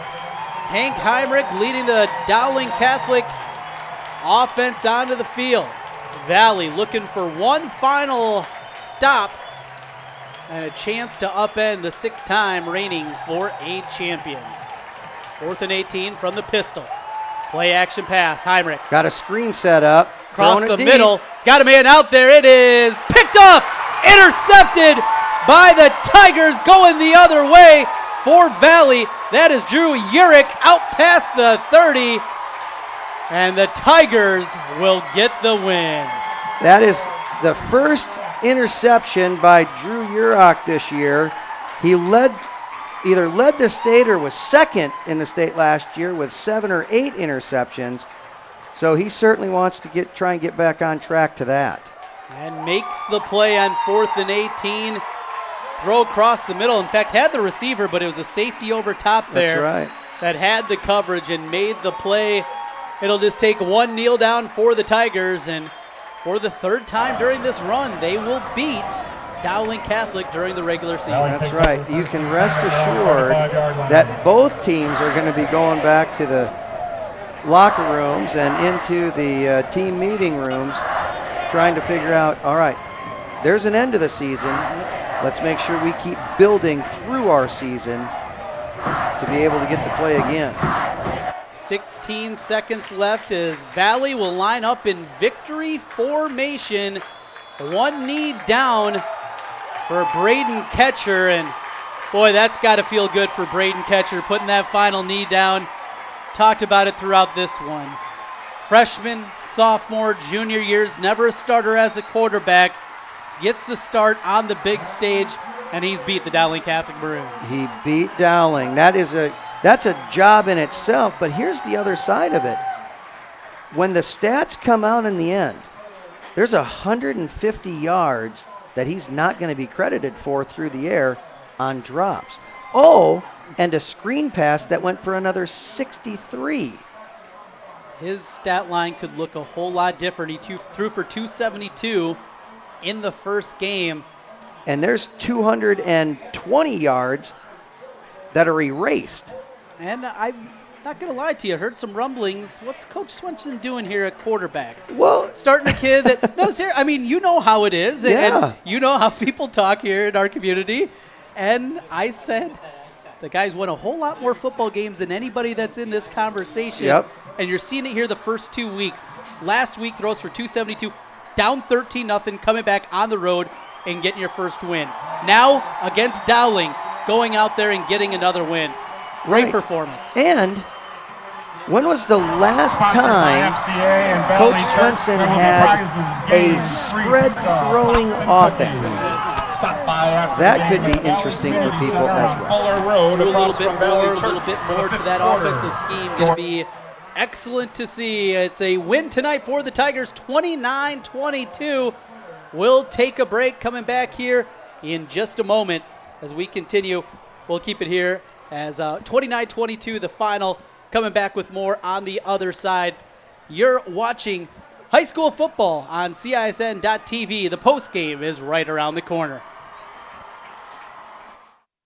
Save thousands in Waukee. Schottenkirk Chevy, Waukee. 2019 Silverado 1500 Double Cab up to 25% off. 2019 Silverado 1500 Crew Cab, LT or RST up to 20% off MSRP. Or up to $5,000 off plus 0% for 72 months. We're in a position to give you more for your trade in Waukee. 2019 Colorado up to $7,000 off. Or $5,000 off plus 1.9% for 60 months. Or 2.9% for 72 months. These won't last. Schottenkirk Chevy, Waukee. WaukeeChevy.com. Here's to everyone who believes in competition and good sportsmanship, who knows it's not about the trophies or the medals, but rather the lessons learned. For those who understand, it's not whether you win or lose, just that you give your best. So go ahead, lace them up, take the field, have fun, and play.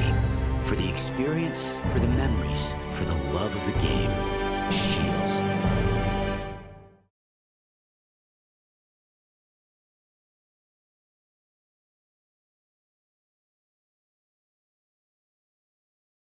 Quarterback, how about that defense? Well, we just, we had to get a stop, and they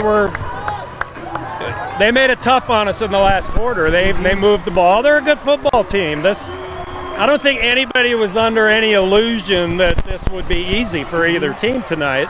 And I thought it was a great game. We're obviously thrilled that we came out on top, but it's like I told the team, this is one game. We've been in this spot before, and we want to be able to be the team at the end of the year, not in week 2 or 3. What's the thing you're most proud of tonight? Well, we just hung in there.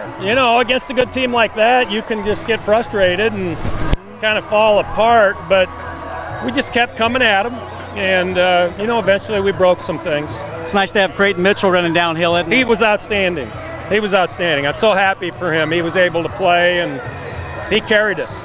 Congratulations, Coach. Thank you.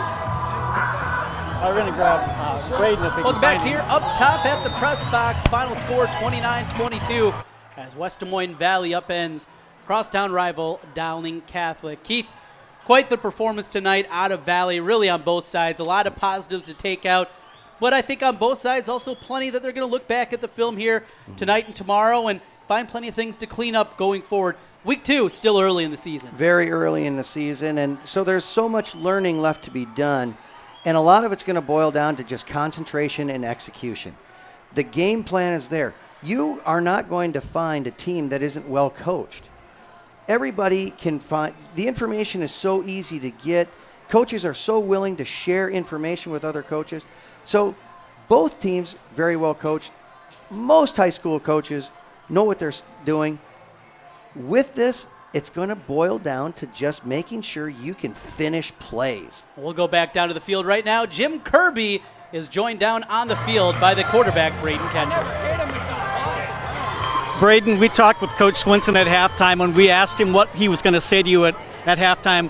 He said, just stay within the offense. How well did your offensive line protect you, and how well did your receivers work for you? Oh, my line protected me all night. I mean, I had plenty of time in the pocket to throw passes I needed to get done, and my wide receivers got wide open for me. It's pretty easy for me to get some passes off.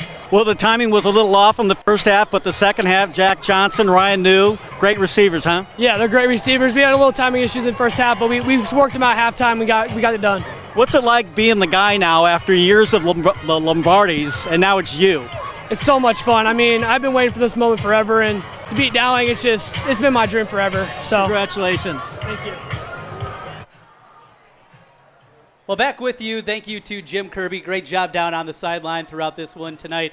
We saw just a great football game. This will be one that'll be remembered for a while, and a lot of different storylines out there, a lot of different big performances. You know, we talked a lot, and great to hear from Braden Ketcher after the game, the quarterback, but there was a lot of guys out there that played well. Now, how about Ridgway coming out there and kicking a couple important field goals? And long field goals. Yeah. That 41-yard field goal to kind of get close into possibly getting the lead back, taking it to a 2-point game instead of a 5-point game. And it was a clutch kick for a guy that hasn't shown the consistency, but maybe he's building into it. Wilcoxon, the fullback, the 60-yard touchdown run. Just so many different heroes in this game, so many different. Now, if you're looking for just a star of the game, I don't think you can do that because this was really a team effort in the victory for Valley. Absolutely. But if we were going to say there could be a place that there was a game changer, it was not allowing Dowling's offense to dictate the flow of the game. Coach Cooley rotating those guys in. Even though he got called for that timeout, Coach Swenson will certainly talk about that. But right in there, keeping guys fresh, maybe a difference maker. Didn't see Jaden Williams. He exited the game there in the second quarter after a very physical play, after a good game. But Creighton Mitchell fighting through a little bit of pain, I'm sure, out there coming off that shoulder injury. He gutted it out. He played at a high level. Ryan New, we saw some drops in the first half. He came up with a couple of big grabs in the second half. Just up and down this team, and then the defense. And too many guys to name. You talked about the defensive line. Those linebackers were making plays just all over the field.